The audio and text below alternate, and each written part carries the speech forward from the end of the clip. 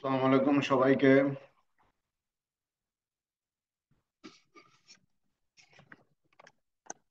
Hello, আমাকে শুনতে পাচ্ছেন আপনারা, ডক্টর নাহিদ?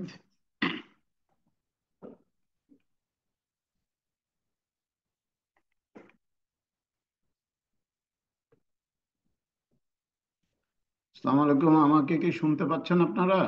জি স্যার, শোনা যাচ্ছে। ওকে, থ্যাংক ইউ থ্যাংক ইউ। আমরা একটু অপেক্ষা করি। আপনারা সবাই কেমন আছেন এই কঠিন সময়ে? দেশ তো কঠিন সময় পার করলো, আবার বন্যা নিয়ে আরেক কঠিন সময় আসছে। আপনারা সবাই ভালো আছেন? আপনাদের ফ্যামিলি সবাই ভালো আছেন? জি স্যার, আছি আলহামদুলিল্লাহ। যাক, ধন্যবাদ। আর কে আছেন আমাদের সাথে? ডক্টর সাইফুল, ডক্টর মারুফ, সবাই ভালো আছেন আপনারা? জি স্যার, জি স্যার, আসসালামু আলাইকুম স্যার। আলহামদুলিল্লাহ। জি আপনি স্যার। স্যার হ্যাঁ, ভালো আছেন ওয়ালাইকুম স্যার? আপনি? আসসালাম। জি, থ্যাংক ইউ থ্যাংক ইউ। অনেকদিন ক্লাসের বিরতিতে আসলে একটা ইনারশিয়া হয়ে যায়, মানে স্থিতিজড়তার মতো হয়ে যায়, যে অনেকদিন কিন্তু উপায় ছিল না। নেটের অবস্থা খারাপ ছিল, দেশের এরকম অস্থির অবস্থায় ক্লাস কন্টিনিউ করা তো আসলে সম্ভব ছিল না। তো এই জন্য আমরা সবাই সরি। আপনাদের কোর্সটা একটু পিছিয়ে গেল। আশা করি এখন থেকে আর অতটা ইন্টারাপশন হবে না আর কি। আশা করি বন্যার কারণে, বন্যার পানি শুনছি যে দ্রুতই নেমে যাবে, আশা করছি রোববার নাগাদ বন্যার পানি নেমে যাবে। সো তাইলে আশা করি জনজীবন আবার স্বাভাবিক হয়ে আসবে আর কি। ডক্টর কুদ্দুস, ভালো আছেন আপনি? আপনি বোধহয় ইয়েতে না, ট্রানজিটে কোথাও যাচ্ছেন? ভালো আছি স্যার, আলহামদুলিল্লাহ। আচ্ছা আচ্ছা, গুড গুড গুড। আমরা 5 মিনিট অপেক্ষা করে শুরু করি, দেখি আরো দু চারজন নিশ্চয়ই পার্টিসিপেট করবেন। জাস্ট 5 মিনিট অপেক্ষা করি। আপনাদের তো বোধহয় অ্যাসাইনমেন্ট শুরু করতে পারেন নাই, সব অনিশ্চয়তা এবং অস্থিরতার মধ্যে। আশা করি এর মধ্যে শুরু করে দিবেন আর কি। আমাদের তো মানে দেশ নিয়ে যেমন চিন্তা ভাবনা করতে হবে, আমাদের পড়াশোনাটাও মানে একইভাবে এগিয়ে নিতে হবে আর কি।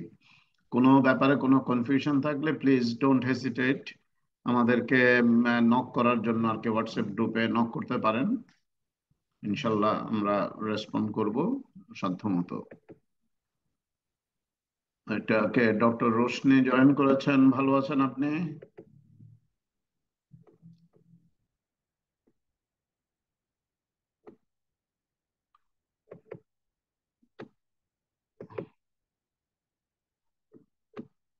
ডক্টর ইসমাত, ভালো আছেন আপনি?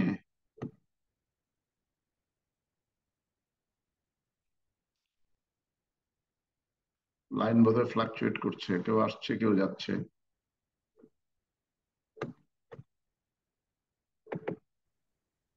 শুনি স্যার, আমাদের কোর্সটা কি তাহলে জানুয়ারিতে শেষ হবে? আমাদের যেহেতু পিছিয়ে গেল, এখন তো মানে আমাদের ইয়ের মধ্যে, আমাদের তো কথা ছিল জুলাই থেকে ডিসেম্বরের মধ্যে। এখন এটা আনফরচুনেটলি জানুয়ারিতে চলে যাবে, কারণ আমাদের তো আসলে 1 মাস 4 সপ্তাহ লস হয়ে গেছে। জি স্যার, হ্যাঁ। হ্যাঁ, এটা খুবই মানে এটা এমন একটা পরিস্থিতি, আপনাদেরও কিছু করার নাই আসলে, আমাদেরও কিছু করার ছিল না, কারণ ওই অবস্থায় তো ক্লাস, মানে না। প্রথমত তো ইন্টারনেটই ছিল না। খুব জি স্যার। খারাপ তারপরে অবস্থা ছিল স্যার। হ্যাঁ, যখন ইন্টারনেট ফিরে আসছে তখনও তো মানে মানে ঠিকঠাক মতো ছিল না, এত অনিশ্চয়তার মধ্যে সবাই। আর সবাই তো একটা ট্রমার মধ্যে ছিলেন, আমি নিজেও মানে খুবই ট্রমাটাইজ ছিলাম, যে আর এরকম নিতে পারছিলাম না। আপনাদের সবার জন্য, আপনারা তো দেশে ছিলেন, নিজের চোখে দেখেছেন, আমরা তো মানে জাস্ট মানে মিডিয়াতে ফেসবুকে দেখেছি। বিশেষ করে আমি যেহেতু দেশের বাইরে থাকি, তো আপনাদের জন্য তো অনেক ট্রমাটিক একটা সিচুয়েশন ছিল। তো আশা করছি যে আল্লাহর রহমতে আপনারা দ্রুতই এই ট্রমা কাটিয়ে উঠবেন আর কি। আমি জানি যে ইট ইজ ডিফিকাল্ট, তো পড়াশোনায় তো আমাদের মন দিতে হবে সামহাউ। আমরা 9টা 9টা 35-এ শুরু করব। ডক্টর ফারুক, এটাকে আনোয়ার ফারুক, ডক্টর আনোয়ার ফারুক, কেমন আছেন আপনি? জি, আসসালামু আলাইকুম স্যার। আছি ভালো আলহামদুলিল্লাহ, ভালো আছি স্যার। ভালো স্যার আপনি আছেন ভালো না? আছেন? জি জি। জি, আছি আপনাদের দোয়ায়। আমরা তো আছি ভালোই। আমরা, আপনারা যারা দেশে আছেন তাদের কথা ভাবি। কঠিন জি। সময় পার করছেন আপনারা, এখন আবার বন্যা। জি স্যার, এটা খুব কঠিন অবশ্যই একটা খুব ব্যাপার। খুব একটা আল্লাহ। ভালো সিচুয়েশন না আর কি, জি ফেভারেবল জি। সিচুয়েশন না। হ্যাঁ, না, আল্লাহ আমাদের এই বিপদ থেকে রক্ষা করেন আর কি তাড়াতাড়ি, তাইলে জি, আমাদের রক্ষা। কোনো ইনশাআল্লাহ। সিচুয়েশনে ভালো নেই স্যার। হ্যাঁ, না না, বুঝতে পেরেছি। তাছাড়া স্যার রাজনীতির ব্যাপারটাও ভালো নেই, তারপরে দিকে আবার বন্যা পরিস্থিতি। হ্যাঁ হ্যাঁ, সেটাই সেটাই। তবে বন্যা, আমি জানি না, আমি বিভিন্ন প্রতিবেদন পড়ছিলাম আজকে, তো মনে হলো যে হয়তো পানিটা নেমে যাবে যদি বৃষ্টিটা থামে। পানিটা হয়তো দ্রুতই নেমে যাবে, কিন্তু তারপরে তো রোগ থাকবে, পানিবাহিত বিভিন্ন জ- অসুখ বিসুখ আছে, মৃত্যু আছে, তারপরে ইনফ্রাস্ট্রাকচারের, মানুষের ঘরবাড়ির তো ব্যাপক ক্ষয়ক্ষতি হচ্ছে। তো এটা জি স্যার। সামলাতে অনেক টাইম লাগবে আর কি। যাই হোক, আমরা, আপনারা নিশ্চয়ই যে যার সাধ্যমতো চেষ্টা করছেন, আমরাও আমাদের সাধ্যমতো যতটুকু পারি বাইরে থেকে চেষ্টা করি সহযোগিতা করার। ইনশাল্লাহ সবাই মিলে একসাথে কাজ করলে উদ্ধার পাওয়া যাবে আর কি। ডক্টর শাকুলুর, কেমন আছেন আপনি?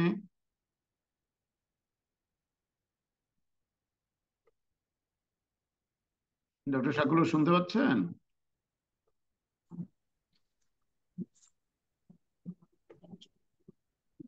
আচ্ছা, আপনার বোধহয় শুনতে অসুবিধা হচ্ছে। যাই হোক, হ্যাঁ, এটা 33 বাজে। ডক্টর শাকুলুর, ভালো আছেন? আপনি কি আমাকে শুনতে পাচ্ছেন? আলহামদুলিল্লাহ স্যার, হ্যাঁ ভালো আছি স্যার। আচ্ছা আচ্ছা, ঠিক আছে ঠিক আছে। আপনি কোথাও যাচ্ছেন? আপনি কি গাড়িতে, বাসে? না স্যার, চেম্বার এই ও আচ্ছা, চেয়ারে বসে। চেম্বারে। হ্যাঁ, ঠিক আছে ঠিক আছে, আমরা শুরু করবো এই 35-এ, আর 2-1 মিনিটের মধ্যে শুরু করব, আর দু একজন যদি অ্যাটেন্ড করেন আর কি। Thank you. আমাদের এই লস টাইমটা তো আর পাওয়া যাবে না, তো আপনারা মানে এখন ইয়েতে একটু মনোযোগী হয়েন, কি বলে, আপনাদের ইয়ের কাজে, অ্যাসাইনমেন্টের কাজে। আর ইফ এভরিথিং গোজ ফাইন, এই শনিবার না তার পরের শনিবারে 31 তারিখ তো face to face practical class আছে আপনাদের, নিশ্চয়ই মনে আছে। আপনারা এটা প্রিপারেশন নিয়েন। আর তার আগের যে শুক্রবার, সেই শুক্রবারে আমরা ওই দুটো ক্লাসে নিব, একটা 9টা থেকে 10:30, মনে রাখবেন যে হাফ 1 আওয়ার আগে শুরু হবে, আর একটা 10:30 থেকে 12টা, যাতে আপনারা যারা ঢাকার বাইরে আছেন তারা ঢাকার উদ্দেশ্যে রওনা দিতে পারেন আর কি। ডক্টর দেবযানী, কেমন আছেন আপনি? জি স্যার, ভালো আছি।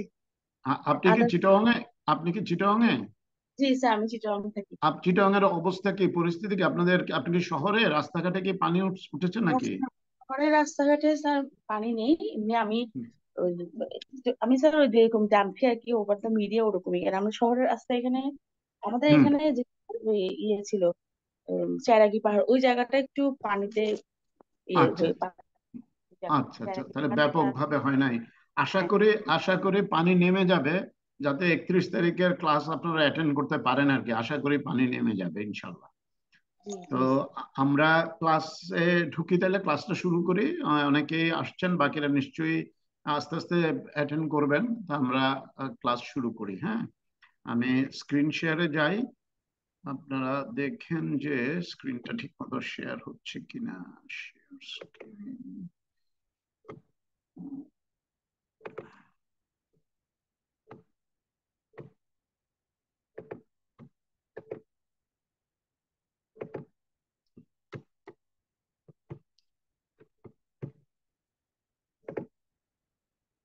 আমার স্ক্রিন কি আপনারা দেখতে পাচ্ছেন? জি, দেখতে জি পাচ্ছি। স্যার।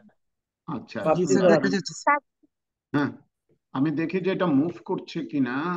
1 minute, second. এখন আমি তো আমার নিজেকেই দেখতে পাচ্ছি না। Just a minute.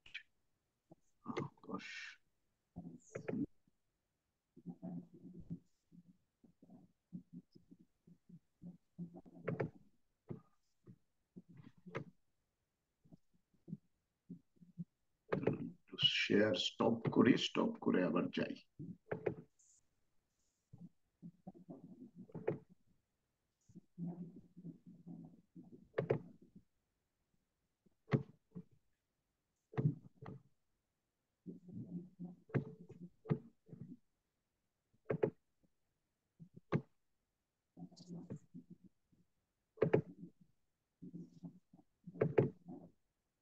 Full screen কি দেখা যাচ্ছে? স্যার ফুল স্ক্রিন দেখা যায় না, ওই যে ইয়ে, না, ফুল যেটা দেখা যাচ্ছে না? আচ্ছা, ফুল স্ক্রিনটাকে স্ক্রিন মুভ যেটা, সেটা তো মুভ স্ক্রিনটাকে মুভ করলো। সেকেন্ড স্লাইডটা কি পাচ্ছেন আপনারা? না স্যার, পাশে নাই। না, পাচ্ছি না না স্যার। স্যার, মুভ করে না। পাচ্ছেন না না? এটা কেন হচ্ছে? আহ, জি মুভ এখন করছে এসছে স্যার, স্যার। জি। এখন মুভ এখন করছে। এখন সেকেন্ড এখন মুভ স্লাইড আসছে স্যার। করতেছে। এখন মুভ করছে না, আপনারা সেকেন্ড স্লাইডে গেলেন, আমি আবার প্রথম স্লাইডে যাই। Back space. এখন কি প্রথম স্লাইডটাতে গেছেন, মানে হেডিং জি, পেজে? হ্যাঁ হ্যাঁ আচ্ছা আচ্ছা, তাহলে আমরা আজকে আলাপ করব psychological issues in family medicine. হ্যাঁ, তো এবার সেকেন্ড স্লাইডে গেলাম, দেখতে পাচ্ছেন? না, না স্যার, জি প্রথম না, স্লাইডে। আসেনি স্যার।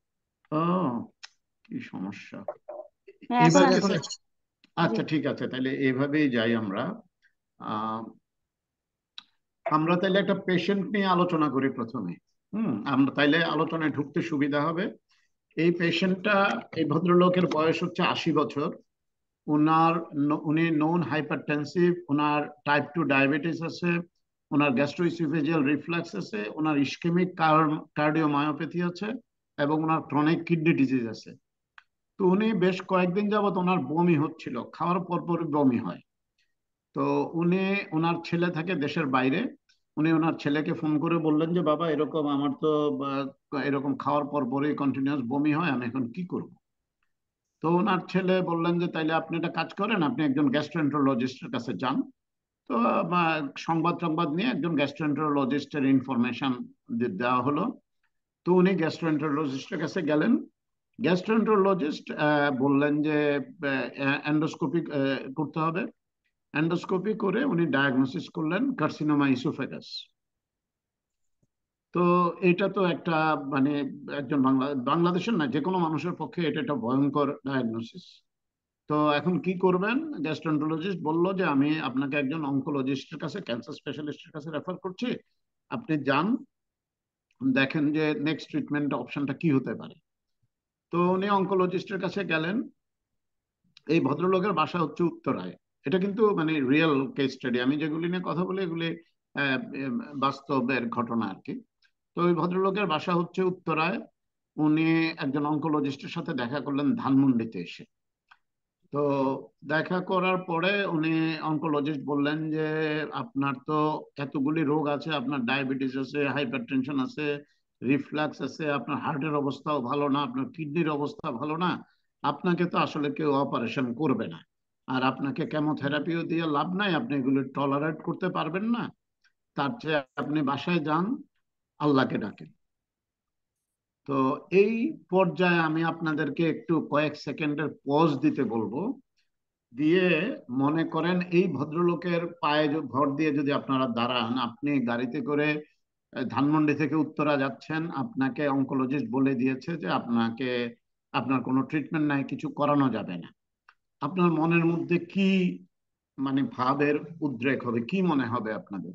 কেউ কি একটু বলবেন, 1 মিনিট বা কয়েক সেকেন্ডে? সে তো আরো বেশি, তাকে তো জি কোনো কাউন্সিলিং হয় না, জি এটা কি ফেস করা যায়? জি, সে বেশি সে কি আরো নার্ভাস হয়ে পড়বে? সে সে মানসিক ভাবে তো সে তো ভেঙে মানসিক পড়বে, ভাবে ভেঙে পড়বে, হ্যাঁ। এবং অ্যাবসলিউটলি, অ্যাবসলিউটলি, ডিপ্রেশনে চলে থ্যাংক ইউ। যাবে। হ্যাঁ হ্যাঁ, অ্যাবসলিউটলি। কে যেন বললেন যে ডক্টর শাকুলুর, মনে হয় যে কোনো কাউন্সেলিং করা হয় নাই। আরেকজন বললেন যে পেশেন্ট ডিপ্রেশনে চলে যাবে। Absolutely right. তাহলে আমরা এটা নিয়ে তাইলে দেখি এই রোগীটার পরে কি হলো। তারপরে উনি তাও সাহস করে একজন সার্জনের কাছে গেলেন। সার্জন বললেন যে না, আপনার আসলে অপারেশন করে লাভ নাই, আপনি টাকা পয়সা, আপনার ফ্যামিলি টাকা পয়সা খরচ করে অপারেশন করবে, কিন্তু আপনার এই এতগুলি কোমরবিডিটি আছে, আপনার লাভ নাই। যাই হোক, উনি ওনার ছেলেকে আবার ফোন করলেন, বললেন যে বাবা এই ব্যাপার, এই ডায়াগনোসিস, কিন্তু ডাক্তাররা তো আমাকে কোনো ট্রিটমেন্ট করতে দিচ্ছে না, তাইলে এখন কি করব? তখন তার ছেলে ওনাকে ভিডিও কল করে ছবি এঁকে বোঝালেন যে আপনাকে যদি অপারেশন করা হয় তাহলে একটা সম্ভাবনা আছে যে আপনার লাইফটা প্রলং হবে, আপনার কষ্টটা কমবে। আর যদি অপারেশন না করেন তাহলে কি হবে, এই যে এই লাম্পটা, এটা আস্তে আস্তে করে আপনার খাদ্য নালীটাকে বন্ধ করে দিবে, তখন আপনি আর খেতে পারবেন না, আপনাকে টিউব দিয়ে খাওয়াতে হবে, এবং এক পর্যায়ে ওই টিউবও কাজ করবে না, তখন আপনার স্টমাকে ফুটো করে খাওয়া দিতে হবে। মানে এই যে একটা ব্যাপার, আহ, ওনার ছেলে তাকে বুঝিয়ে বলল।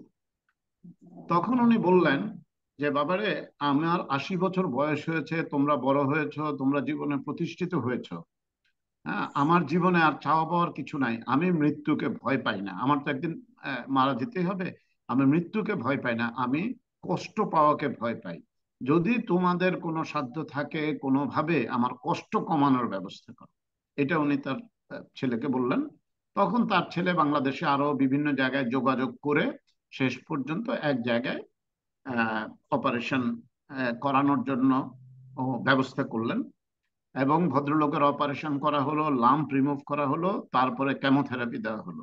এখন কেমোথেরাপি দেওয়ার পরে ওনার সাইড এফেক্ট ডেভেলপ করলো গ্যাস্ট্রোপ্যারেসিস। আপনারা জানেন যে এটা একটা রিকগনাইজ সাইড এফেক্ট, এবং গ্যাস্ট্রোপ্যারেসিসের কারণে ওনার কন্টিনিউয়াস ভমিটিং হতে থাকলো, এবং কন্টিনিউয়াস ভমিটিং এর কারণে ওনার একিউট কিডনি ইনজুরি হলো, সেখান থেকে ডিআইসি হলো, এবং ভদ্রলোক আলটিমেটলি অপারেশনের প্রায় 2 বছর বেঁচে ছিলেন। 2 বছর পরে উনি মারা যান।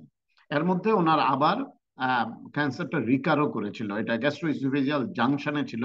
আপনারা হয়তো জানেন যে এটা ক্যান্সারের জন্য খুবই একটা বাজে জায়গা। নেক্সট স্ক্রিন দেখতে পাচ্ছেন আপনারা? স্যার জি হ্যাঁ দেখতে জি পাচ্ছি। Thank you. দেখা যাচ্ছে। হ্যাঁ, থ্যাংক ইউ। তো এখন এই যে ভদ্রলোক, আপনাদেরকে বললাম যে কয়েক সেকেন্ড একটু চিন্তা করেন যে ভদ্রলোকের মনের মধ্যে কি কি জিনিস খেলা করেছে, কি কি জিনিস গিয়েছে।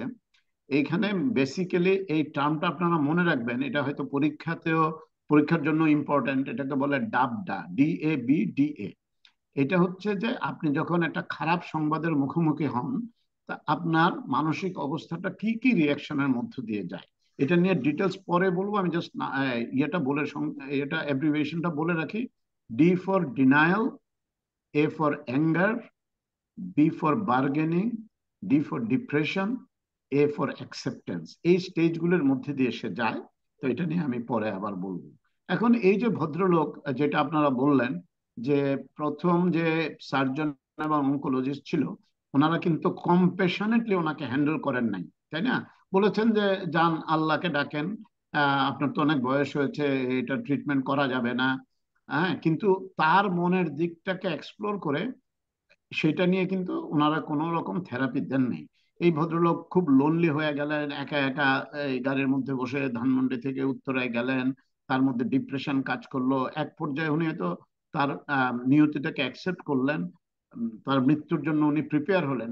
কিন্তু তাকে কিন্তু কোনো রকম কাউন্সিলিং এর মধ্যে কেউ কিন্তু তাকে কোনো রকম কাউন্সিলিং করেনি, যে তার এই যন্ত্রণাটাকে, মানসিক যন্ত্রণাটাকে একটু লাঘব করার জন্য, তাকে একটু কমফোর্ট দেওয়ার জন্য। এটাই কিন্তু ফ্যামিলি ফিজিশিয়ান হিসেবে আমাদের একটা বিরাট দায়িত্ব, যে আমরা এই জায়গাটাতে অ্যাড্রেস করতে হবে। এখন আমরা কিভাবে অ্যাড্রেস করব? অ্যাড্রেস করার সবচেয়ে বড় জিনিস হচ্ছে, ফ্যামিলি মেডিসিনে আমরা বলি যে আমরা যেটা প্র্যাকটিস করি এটাকে বলে মাইন্ড বডি মেডিসিন, মানুষের মন এবং শরীর। কিন্তু আমরা তো সবাই জানি যে মাইন্ড বলতে আসলে হিউম্যান বডিতে কোনো অর্গান কিন্তু নেই। তাহলে মাইন্ড জিনিসটা কি, মন জিনিসটা কি? এটা হচ্ছে একটা সেট অফ কগনিটিভ ফ্যাকাল্টি, যেটার মধ্যে কনসাসনেস থাকে, পারসেপশন থাকে, থিঙ্কিং থাকে, জাজমেন্ট থাকে, ল্যাঙ্গুয়েজের এক্সপ্রেশন থাকে, মেমোরি থাকে, থটস থাকে। মানে এই জিনিসগুলির কম্বিনেশনে যে সত্তাটা, এটাকে আমরা বলি মন। এটার কোনো অ্যানাটমিক্যাল এক্সিস্টেন্স নেই, কিন্তু এটা একটা ফাংশনাল এক্সিস্টেন্স আছে। এবং এই মন মানুষের একটা পাওয়ার দেয় তিনটা জিনিসের, বিশেষ করে একটা হচ্ছে ইমাজিনেশন, আপনি কল্পনা করতে পারেন; রিকগনিশন, আপনি যে কোনো একটা জিনিস বুঝতে পারেন, আপনি ব্যথা পাচ্ছেন, এটাকে রিকগনাইজ করেন; আপনি একটা সুন্দর জিনিস দেখে উচ্ছ্বসিত হন, সেটাকে রিকগনাইজ করেন; আপনি একটা খারাপ জিনিস দেখে নিন্দা করেন, সেটাকে আপনি উপলব্ধি করতে পারেন। এবং অ্যাপ্রিসিয়েট করা, যে একটা ভালো জিনিসকে গ্রহণ করার মতো প্রশংসা করা, এই জিনিসগুলি করতে পারেন। সেটাই হচ্ছে আপনার মন। এখন মনটা বা মাইন্ডটা মানুষের অ্যাটিটিউড এবং অ্যাকশনকে প্রভাবিত করে। যে আপনি একটা সুন্দর জিনিস দেখলে যে একটা এক্সপ্রেশন দিলেন, আপনার ভালো লাগলো, এই এই অ্যাটিটিউড ডেভেলপ করলো, পছন্দের অ্যাটিটিউড ডেভেলপ করলো, এবং আপনি হাসলেন, অ্যাকশনটা হচ্ছে হাসি। এই জিনিসটাকেই প্রভাবিত করে হচ্ছে আপনার মন। আর ইলনেসের সময় কি হয়? ইলনেসে আমরা দুটো মডালিটির কথা বলি, একটা হচ্ছে বায়োমেডিক্যাল মডালিটি আর একটা হচ্ছে বায়োসাইকোসোশ্যাল মডালিটি, যেটা আমরা ফ্যামিলি মেডিসিনে প্র্যাকটিস করি। যে আমরা শুধুমাত্র কোনো রোগ জীবাণু বা অর্গানের ব্যথা নিয়ে কাজ করি না, তার মনের যে বিষয়টা, তার মনের মধ্যে দিয়ে যেসব ভাবনা যাচ্ছে সেটাকেও আমরা অ্যাড্রেস করি, যেটা কিন্তু আলটিমেটলি হিলিং প্রসেসে হেল্প করে। এখন মানুষের মন, শরীর এবং তার যে আত্মা, তার যে স্পিরিট, আমরা যখন তাকে একটা ইউনিফাইড ইউনিট হিসেবে ডিল করি, তখনই কিন্তু আমরা সাকসেসফুলি ওই রোগীটাকে হিল করতে পারি। তাকে হয়তো আমরা কিউর করতে পারি না, কিন্তু তাকে হিল করতে পারি এবং তাকে কমফোর্ট দিতে পারি। কিউর তো অবশ্যই করতে পারি ক্ষেত্র বিশেষে, কিন্তু সব ক্ষেত্রে পারি না, কারণ it is beyond medical science. সব কিছুর কিউর করা যায় না। এবং এটা করতে গিয়ে আমরা কখনো মেডিকেশনের ইউজ করি, কখনো প্রসিজিওর করি, কখনো ফিজিওথেরাপি দেই, অকুপেশনাল থেরাপি দেই, কখনো হয়তো সাইকোথেরাপি বা হিপনোথেরাপির দরকার লাগে, ইভেন কখনো আমরা মেডিটেশনেরও প্রেসক্রাইব করি। এখন মাইন্ড বডি মেডিসিনের দুইটা বেসিস আছে, এটা কিন্তু কাল্পনিক কোনো বিষয় না। দুইটা বেসিস আছে, একটা হচ্ছে সাইকো নিউরো ইমিউনোলজি আর একটা হচ্ছে সাইকো নিউরো এন্ডোক্রাইনোলজি। এই জিনিসগুলি কিন্তু নিউরোলজি এবং এন্ডোক্রাইন সিস্টেম কিন্তু ইমিউনোলজির সাথে খুব নিবিড়ভাবে সম্পর্কিত।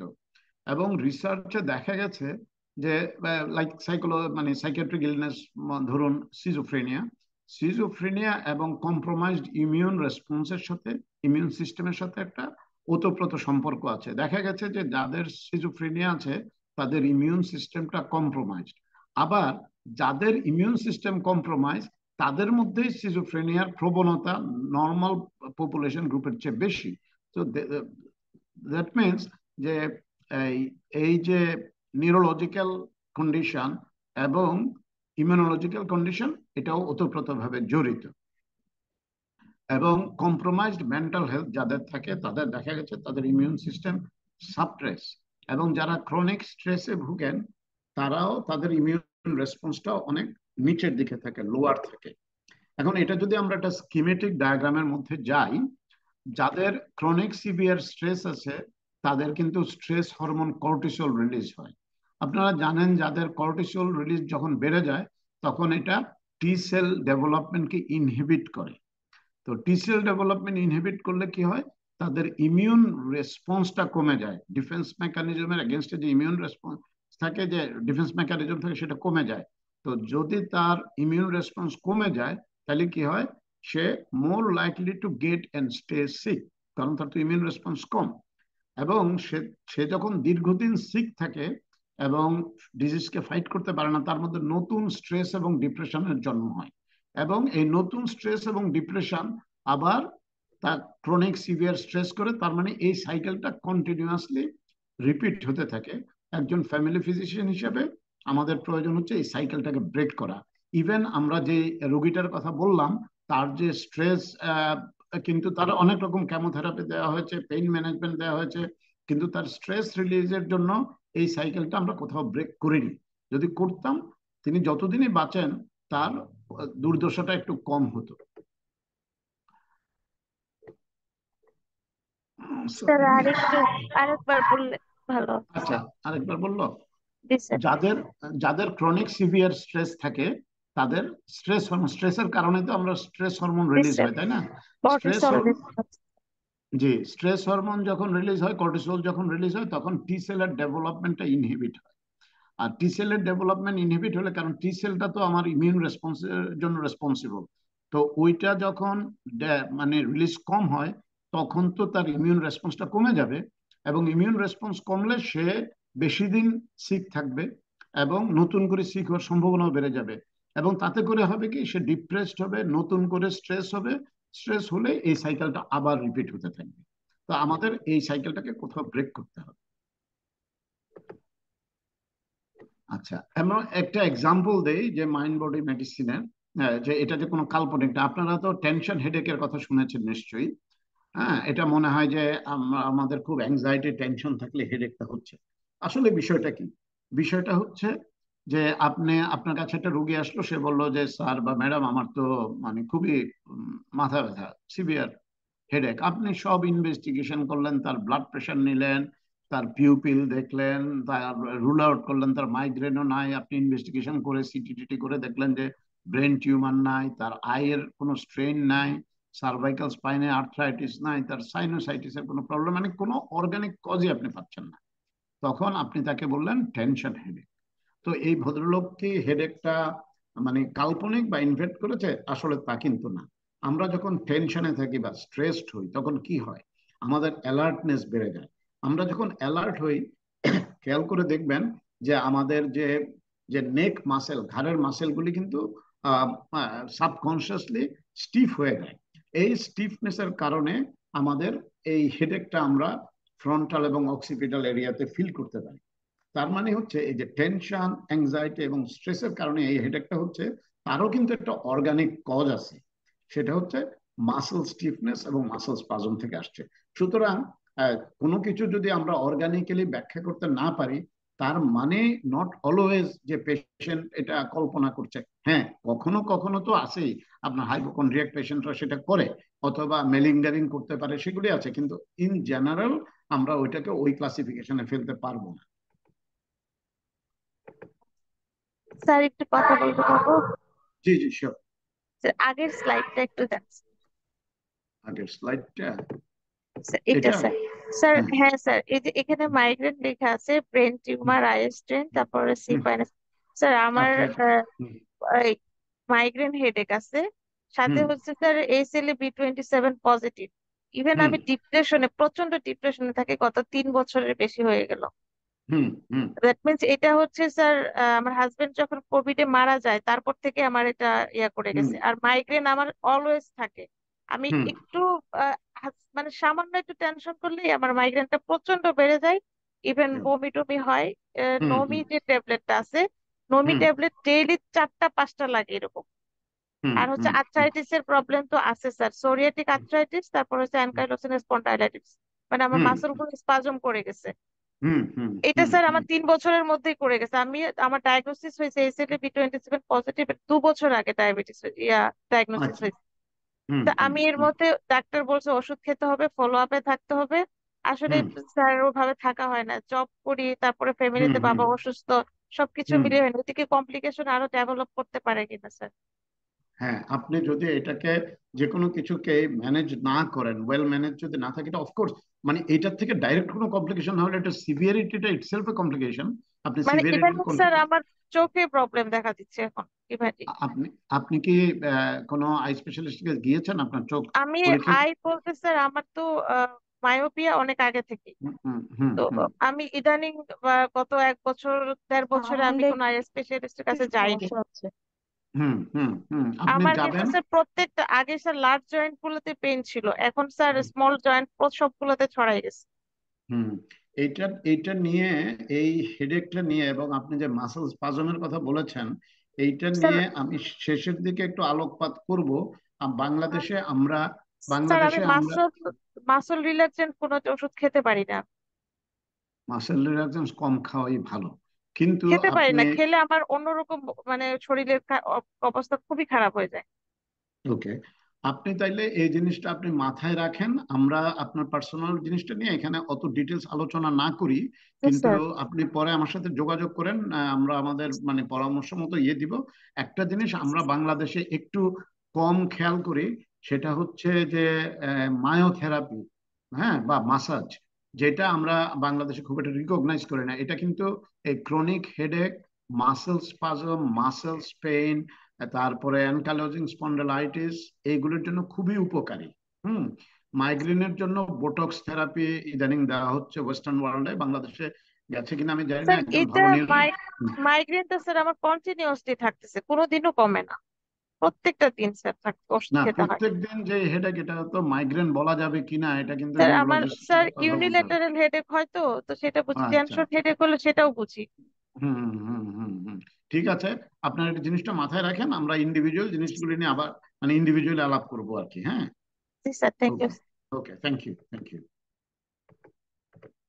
আচ্ছা, আমরা তিনটে জিনিস নিয়ে আলাপ করব: ইলনেস, সাফারিং এবং হিলিং। তাহলে আমরা প্রথমে ইলনেস জিনিসটাতে যাই। ইলনেস মানে হচ্ছে অসুস্থতা। আমরা যদি একজন ব্যক্তিকে না বুঝি, তার অসুস্থতা কিন্তু কখনো বুঝতে পারবো না। এটার মানে কি? যদি মনে করেন একটা ক্রনিক পেইনের পেশেন্ট আসলো, আপনি বললেন, বা অ্যাকিউট পেইনের পেশেন্ট আসলো, আপনি বললেন যে আপনার পেইন 1 থেকে 10-এর মধ্যে এটা কোন লেভেলে? 1 হচ্ছে সবচেয়ে কম, 10 হচ্ছে সবচেয়ে বেশি। সে বলল যে এটা মনে হয় 6। ঠিক একই ব্যথা নিয়ে যদি আরেকটা পেশেন্ট আসে, তাকে যখন জিজ্ঞেস করবেন, সে বলল যে আমার ব্যথা তো 9। হুম। কিন্তু ব্যথার লেভেল কিন্তু একই। আমরা যে এই যে সাবজেক্টিভ ইনফরমেশনটা নেই, তার মানে হচ্ছে যে আমরা যদি ওই রুগীটাকে ভালো মতো না জানি, সে কি অল্পতে কাতর হয়ে যায়, নাকি সে প্রিটি টাফ একজন পার্সন, আমরা কিন্তু ওইভাবে এই পেইন স্কেল দিয়ে আসলে পেইনের মাত্রাটা বুঝতে পারবো না। তার মানে হচ্ছে যে আমার রোগীর ভালো করার আগে আমাকে আসলে এই রোগীর সম্বন্ধে ভালোভাবে জানতে হবে, তার মনোজগৎটা সম্বন্ধে জানতে হবে। এবং ফ্যামিলি ফিজিশিয়ান হিসেবে আমরা তো একটা রোগীকে দোলনা থেকে কবর পর্যন্ত দেখার কথা। তার মানে হচ্ছে যে তাকে, তার মনোজগৎটাকে আমরা জানবো, তখন আমরা তার পেইন লেভেলে কোন লেভেলের পেইন কিলার দিতে হবে আমরা বুঝতে পারবো। কারণ প্রত্যেকটা মানুষ কিন্তু আলাদা। আপনার ফ্যামিলি, আমার ফ্যামিলি আলাদা। আবার আমার সাথে আমার ভাই বোনদের ফিলিংসও আলাদা। প্রত্যেকটা মানুষ, আমরা তো ইন্ডিভিজুয়াল, আমাদের মাইক্রো কালচার গুলি কিন্তু আলাদা আমাদের। ইভেন একটা ফ্যামিলির মধ্যে 5-6 ভাই বোন থাকলে দেখবেন যে তাদের খাওয়ার স্টাইল আলাদা, সব ক্ষেত্রে না, অনেক ক্ষেত্রেই। তারপরে তাদের অভিব্যক্তি আলাদা, কেউ অল্পতে কান্না করছে, কেউ অনেক কষ্টে কান্না করছে না, তাদের রাজনৈতিক চিন্তা ভাবনা আলাদা, এরকম অনেক কিছু হতে পারে। সুতরাং প্রত্যেকটা মানুষকে আলাদা করে আমাদের জানতে হবে এবং সেই অনুযায়ী আমাদের ব্যবস্থা নিতে হবে। আমরা যখন সুস্থ থাকি, তখন আমাদের শরীর এবং আমরা নিজেরা থাকি এক আত্মার মতো। কিন্তু আমরা যখন অসুস্থ থাকি, মনে হয় যেন এই শরীরটা আমার না। কিরকম? আপনি যদি আমাকে জিজ্ঞেস করেন যে কেমন আছেন, আমি বলবো যে ভালো আছি, জি ভালো আছি। তার মানে আমি সামগ্রিক ভাবে ভালো আছি। আর আমি যখন অসুস্থ থাকি, আপনি যখন জিজ্ঞেস করবেন যে কেমন আছেন, আমি বলবো মোটামুটি, তবে শরীরটা ভালো না। এই যে শরীরটা ভালো না, শরীরকে কিন্তু আলাদা করে দিলাম। তার মানে হচ্ছে আমরা যখন সুস্থ থাকি আমরা একটা এক আত্মার মধ্যে থাকি, আমরা যখন অসুস্থ থাকি আমার শরীর, আমার যে সত্তা, তার থেকে ডিসোসিয়েট হয়ে যায়। এবং ইলনেসের কিন্তু বিভিন্ন, ইলনেস বা মেডিকেল কন্ডিশনের বিভিন্ন ক্ষেত্রে, বিভিন্ন প্রেক্ষাপটে বিভিন্ন মিনিং থাকে। যেমন ধরেন একজন আহ, ধরেন 30 বছরের একজন ইয়াং মহিলা আসলো আপনার কাছে আর্লি প্রেগনেন্সি সাইন সিমটম নিয়ে। আপনি তার প্রেগনেন্সি টেস্ট করলেন, ইউরিন প্রেগনেন্সি টেস্ট করে দেখলেন এটা পজিটিভ। তো আপনি বললেন কনগ্রাচুলেশন, আপনি মা হতে চলেছেন। কিন্তু আপনি আপনি জানেন না তার, যদি না জানেন তার ব্যাকগ্রাউন্ডটা কি। 30 বছরের একটা মহিলা, যে কয়েক বছর ধরে প্রেগনেন্ট হওয়ার চেষ্টা করছেন, বিবাহিত মহিলা, তার জন্য কিন্তু এটা বিরাট ব্লেসিংস যে তার প্রেগনেন্সি টেস্ট পজিটিভ হয়েছে। কিন্তু সেই 30 বছরের আরেকজন ভদ্র মহিলা, যিনি বিবাহিত না, কোনো একটা অ্যাক্সিডেন্টের কারণে, অ্যাক্সিডেন্ট বলেন বা ইনসিডেন্স বলেন, উনি প্রেগনেন্ট হয়ে গেছেন, আমাদের সমাজে এটা গ্রহণযোগ্য না। সুতরাং প্রেগনেন্সি টেস্ট পজিটিভ হওয়ার পরে আপনি কিভাবে তাকে তথ্যটা দিবেন, সেটা দেওয়ার আগে কিন্তু আমার তার ব্যাকগ্রাউন্ড, তার অবস্থান কি, সেটা জেনে নিতে হবে। ঠিক তেমন ভাবে ধরেন একজন হিস্টেরেক্টমির পেশেন্ট আসলো, তার হিস্টেরেক্টমি করতে হবে। এখন একজন ভদ্রমহিলা যার বয়স 50, যার ফ্যামিলি কমপ্লিট হয়েছে, কিন্তু ডিসফাংশনাল ইউটেরাইন ব্লিডিংয়ে অনেকদিন সাফার করছেন, হ্যাঁ, বা ইউটেরাইন পলিপে অনেকদিন সাফার করছেন, তার কাছে হিস্টেরেক্টমিটা কিন্তু একটা আশীর্বাদ। কিন্তু 30 বছরের একজন মহিলা, যার কখনো যার ফ্যামিলি কমপ্লিট হয় নাই, হয়তো একটা বাচ্চা আছে অথবা নাই, কিন্তু মনে করেন কোনো কারণে তার ইউটেরাইন রাপচার হলো, বা কোনো যে অন্য যে কোনো কারণে তার হিস্টেরেক্টমি করতে হবে, তাহলে এটা কিন্তু তার জন্য একটা অভিশাপ। সুতরাং একই জিনিস কোনো কোনো ক্ষেত্রে আশীর্বাদ হতে পারে, কোনো কোনো ক্ষেত্রে অভিশাপ হতে পারে, সেটা আমাদের মাথায় রাখতে হবে। ক্রনিক ইলনেসে আমরা আমাদের মনের মধ্যে, বা আমরা কিসের মধ্য দিয়ে যাই, যেটা কিছুক্ষণ আগেও আমরা অনেকগুলি আলাপ করেছি, যে একজন মানুষ, তার মধ্যে লস অফ ইন্ডিপেন্ডেন্স এবং কন্ট্রোল হয়। একজন মানুষ যখন, ওই যে ভদ্রলোক 80 বছর বয়সে তার ইসোফেজিয়াল ক্যান্সার হলো, তার আগের দিন উনি বাজার করতেন, সব কাজ করতেন ফ্যামিলির। কিন্তু তারপর থেকে তার ফ্যামিলি, তার ছেলেমেয়েরা বললো, বাবা তুমি এটা করতে পারবে না, তুমি এটা করতে পারবে না, তুমি বসে থাকো, তুমি শুয়ে থাকো। তার মানে হচ্ছে he has lost his independence and control. তার মধ্যে একটা স্যাডনেস কাজ করবে, তার মধ্যে একটা অ্যাঙ্গার কাজ করবে, আমি কেন কিছু করতে পারছি না, এই রোগটা কেন আমার হলো। তারপর একটা গিল্ট কাজ করবে, হায় হায় আমি এখন আমার ফ্যামিলির একটা বার্ডেন হয়ে গেলাম। হ্যাঁ, এরকম রিমোর্স কাজ করবে।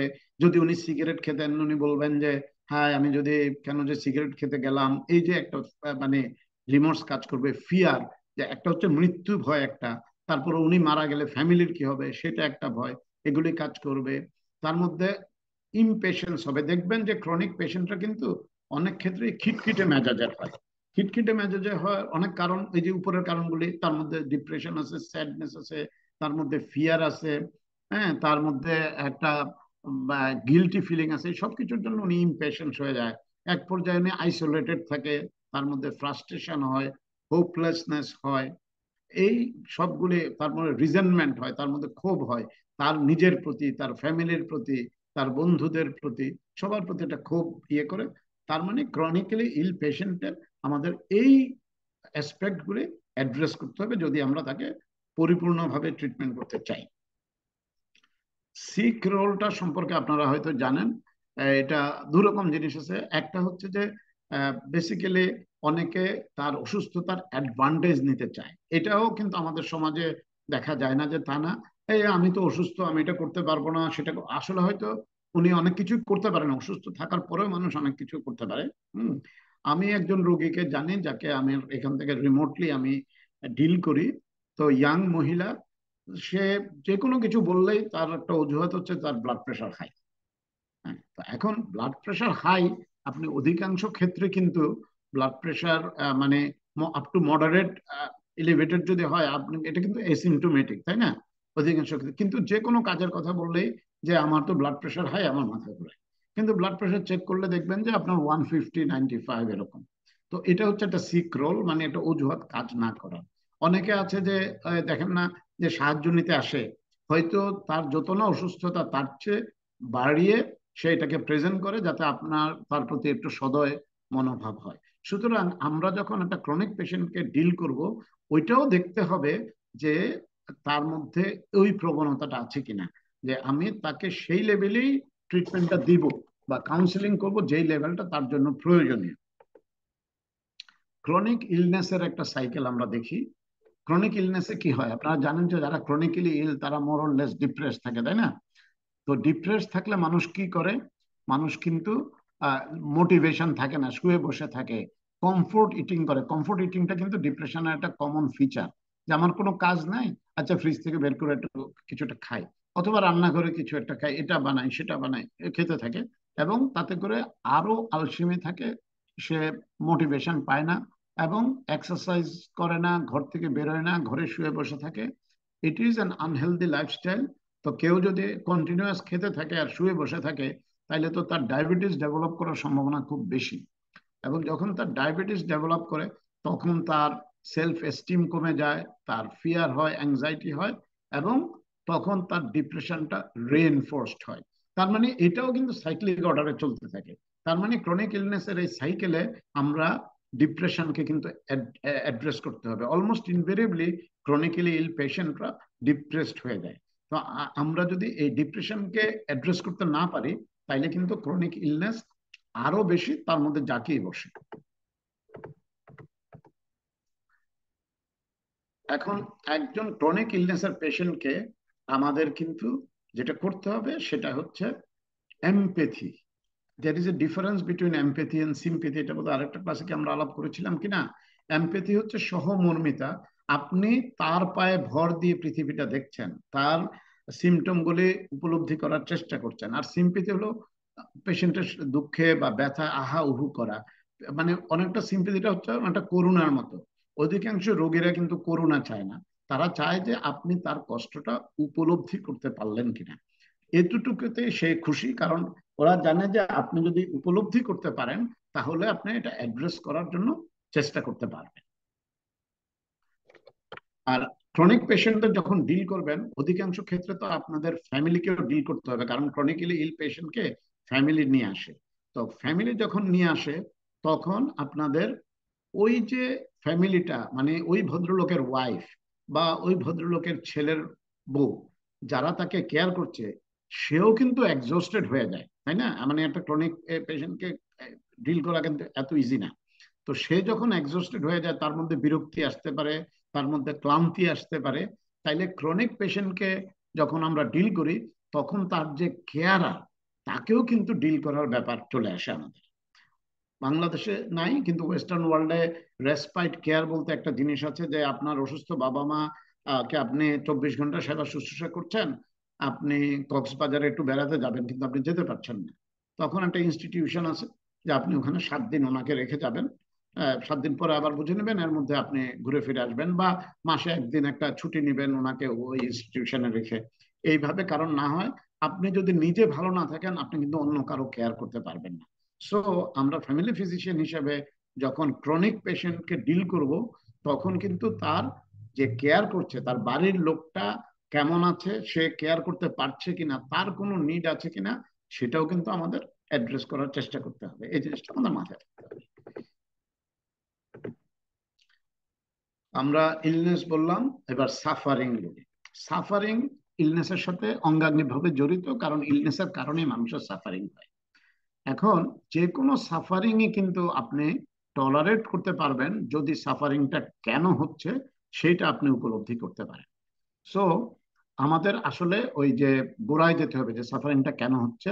রোগী যদি সেটা বুঝতে পারে, সে কিন্তু এটা সহ্য করতে পারবে। এই যে ইসোফেজিয়াল ক্যান্সারের পেশেন্ট, সে যদি জানে যে তার অপারেশনটা করা হয়েছে, অপারেশনের পরে তার অসুবিধা হচ্ছে, কিন্তু করা হয়েছে কেন, তার কষ্টটা কমানোর জন্য, এই জিনিসটা হলে সে একটু ধৈর্য ধরতে পারবে। সাফারিংটা বেশি হয় যখন এইটার পেইনটা ক্রনিক থাকে এবং পেইনের কারণ না জানা যায় এবং কোনো আশা না থাকে। যদি কারণ জানে, তাহলে মানুষ বুঝতে পারে যে আচ্ছা, কারণটা যেহেতু ডায়াগনোসিস করা হয়েছে, তাহলে একটা ট্রিটমেন্টের হয়তো ব্যবস্থা হবে, সেটা হোপ নিয়ে থাকে। এবং হোপের কারণে কিন্তু এই আশার কারণে, আশাটা কিরকম হতে পারে, তার কিউরের আশা হতে পারে যে আমার রোগটা ভালো হয়ে যাবে, অথবা আশা হতে পারে যে ঠিক আছে আমার লাইফটা হয়তো 2 বছর প্রলং করা যাবে, এর মধ্যে আমার মেয়েটার বিয়ে দেওয়ার একটা ব্যবস্থা করব, অথবা আমার ছেলেটার চাকরি যদি হয়ে যায় তাহলে আমার ফ্যামিলির সাফারিংসটা কমবে। তার মানে এতে করে তার মনের সাফারিংসটাও কমে যাবে। এবং তাকে যদি পেইন ম্যানেজমেন্ট আমরা দিতে পারি, যে ঠিক আছে বাবা, আপনার তো এটা হয়েছে, আপনার ব্যথা হচ্ছে, তো অ্যাটলিস্ট আমরা ব্যথা কমানোর চেষ্টা করি, তাহলেও তার সাফারিংটা একটু কমবে। আর সাফারিং এর প্রতি যেমন রিয়াকশন, যেটা আগে বলেছি, তার অ্যাঙ্গার হয়, সে রাগ, নিজের উপর রাগ করে যে আমার কেন এরকম হলো। ফিজিশিয়ানের উপর, ডাক্তারের উপর রাগ করতে পারে যে কেন এই ডাক্তারের কাছে আমি 1 সপ্তাহ আগে গিয়েছিলাম, 1 সপ্তাহ আগে যদি সে আমাকে ডায়াগনোসিসটা করতো, তাইলে তো হয়তো আরেকটু আর্লি স্টেজে ক্যান্সারটা ধরা পড়লে আমার এতটা কষ্ট নাও হতে পারতো। তারপরে ফ্যামিলির উপর হয়তো কারণে অথবা অকারণে অ্যাঙ্গার হতে পারে, যে উনি, আমার ফ্যামিলি ঠিক মতো আমাকে কেয়ার করছে না, বা ডাকা মাত্র তারা চলে আসছে না। অথবা স্কেপ গোটিং করতে পারে, যে উনি যদি সিগারেট খেতেন, তাহলে মানুষকে বলতে পারেন যে আমার বন্ধুরা এই ছোটবেলায় আমাকে সিগারেট ধরিয়েছে, এদের জন্য আমার দুরবস্থা, মানে ফ্রেন্ডদেরকে স্কেপ গোটিং করবে। তার মধ্যে স্যাডনেস, আইসোলেশন, রিজেনমেন্ট, এটা তো বলেছি আগেই। সো আমাদের একটা ভুল হবে কি, আমরা যদি ক্রনিক পেশেন্টের শুধু পেইনটাকে ট্রিট করি, কিন্তু এই যে আদার ডাইমেনশন অফ সাফারিং বললাম, তার অ্যাঙ্গার, তার রিজেনমেন্ট, হ্যাঁ, তার ফিয়ার, এগুলো যদি অ্যাড্রেস না করে, তার মানে আমরা আমাদের ট্রিটমেন্টটা আংশিক হলো, পূর্ণাঙ্গ হলো না। এখন হিলিং নিয়ে কথা বলি। হিলিং জিনিসটা কি? হিলিংটা হচ্ছে যার একিউট ইলনেস থাকে তার ওই ইলনেস থেকে রিকাভার করা। আর ক্রনিক ইনকিউরেবল ডিজিজের হিলিংটা কি? তাকে ওই ডিজিজের সাথে কোপ করতে হেল্প করা, যাতে সে কোপ করতে পারে। এখন এটার জন্য হিলিং এ আমরা ফিজিক্যাল এবং সাইকোলজিক্যাল প্রসেসের মধ্য দিয়ে যেতে হয়। ফিজিক্যাল প্রসেসটা হচ্ছে আমরা তাকে রেস্ট দিতে পারি, তাকে মেডিকেশন দিতে পারি।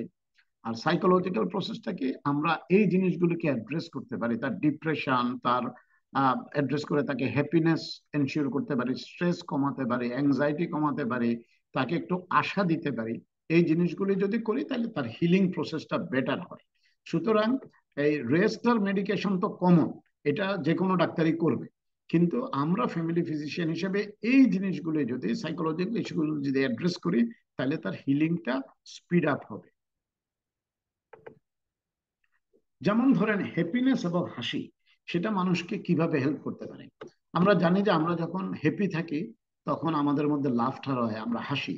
হাসলে কি হয়? হাসলে স্ট্রেস হরমোন, যে কর্টিসল, অ্যাড্রেনালিন, এইগুলির রিলিজটা কমে যায়, এটা ইনহিবিট হয়। এটা ইনহিবিট হলে কি হয়? ওই যে আগের যে সাইকেলটা বলেছি ঠিক তার উল্টো। তাইলে ইন্টারফেরন এবং টি সেল ডাব্লিউবিসি এগুলো রিলিজ বেড়ে যায়।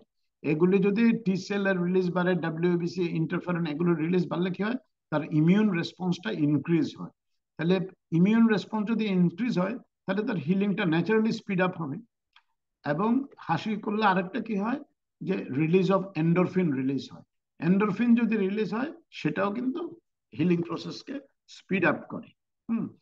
তো আমরা যে পুরোনো দিনে শুনেছিলাম যত হাসি তত কান্না, সেটার হয়তো অন্য কোনো স্পিরিচুয়াল মিনিং থাকতে পারে, কিন্তু হেলথ রিলেটেড ক্ষেত্রে এটা ঠিক না। আপনি যদি রোগীকে হ্যাপি রাখতে পারেন, তাকে হাসাতে পারেন, এটা কিন্তু একটা তার ডিফেন্স মেকানিজমে মারাত্মক হেল্প করে এবং তার হিলিং প্রসেসটাকে স্পিড আপ করে।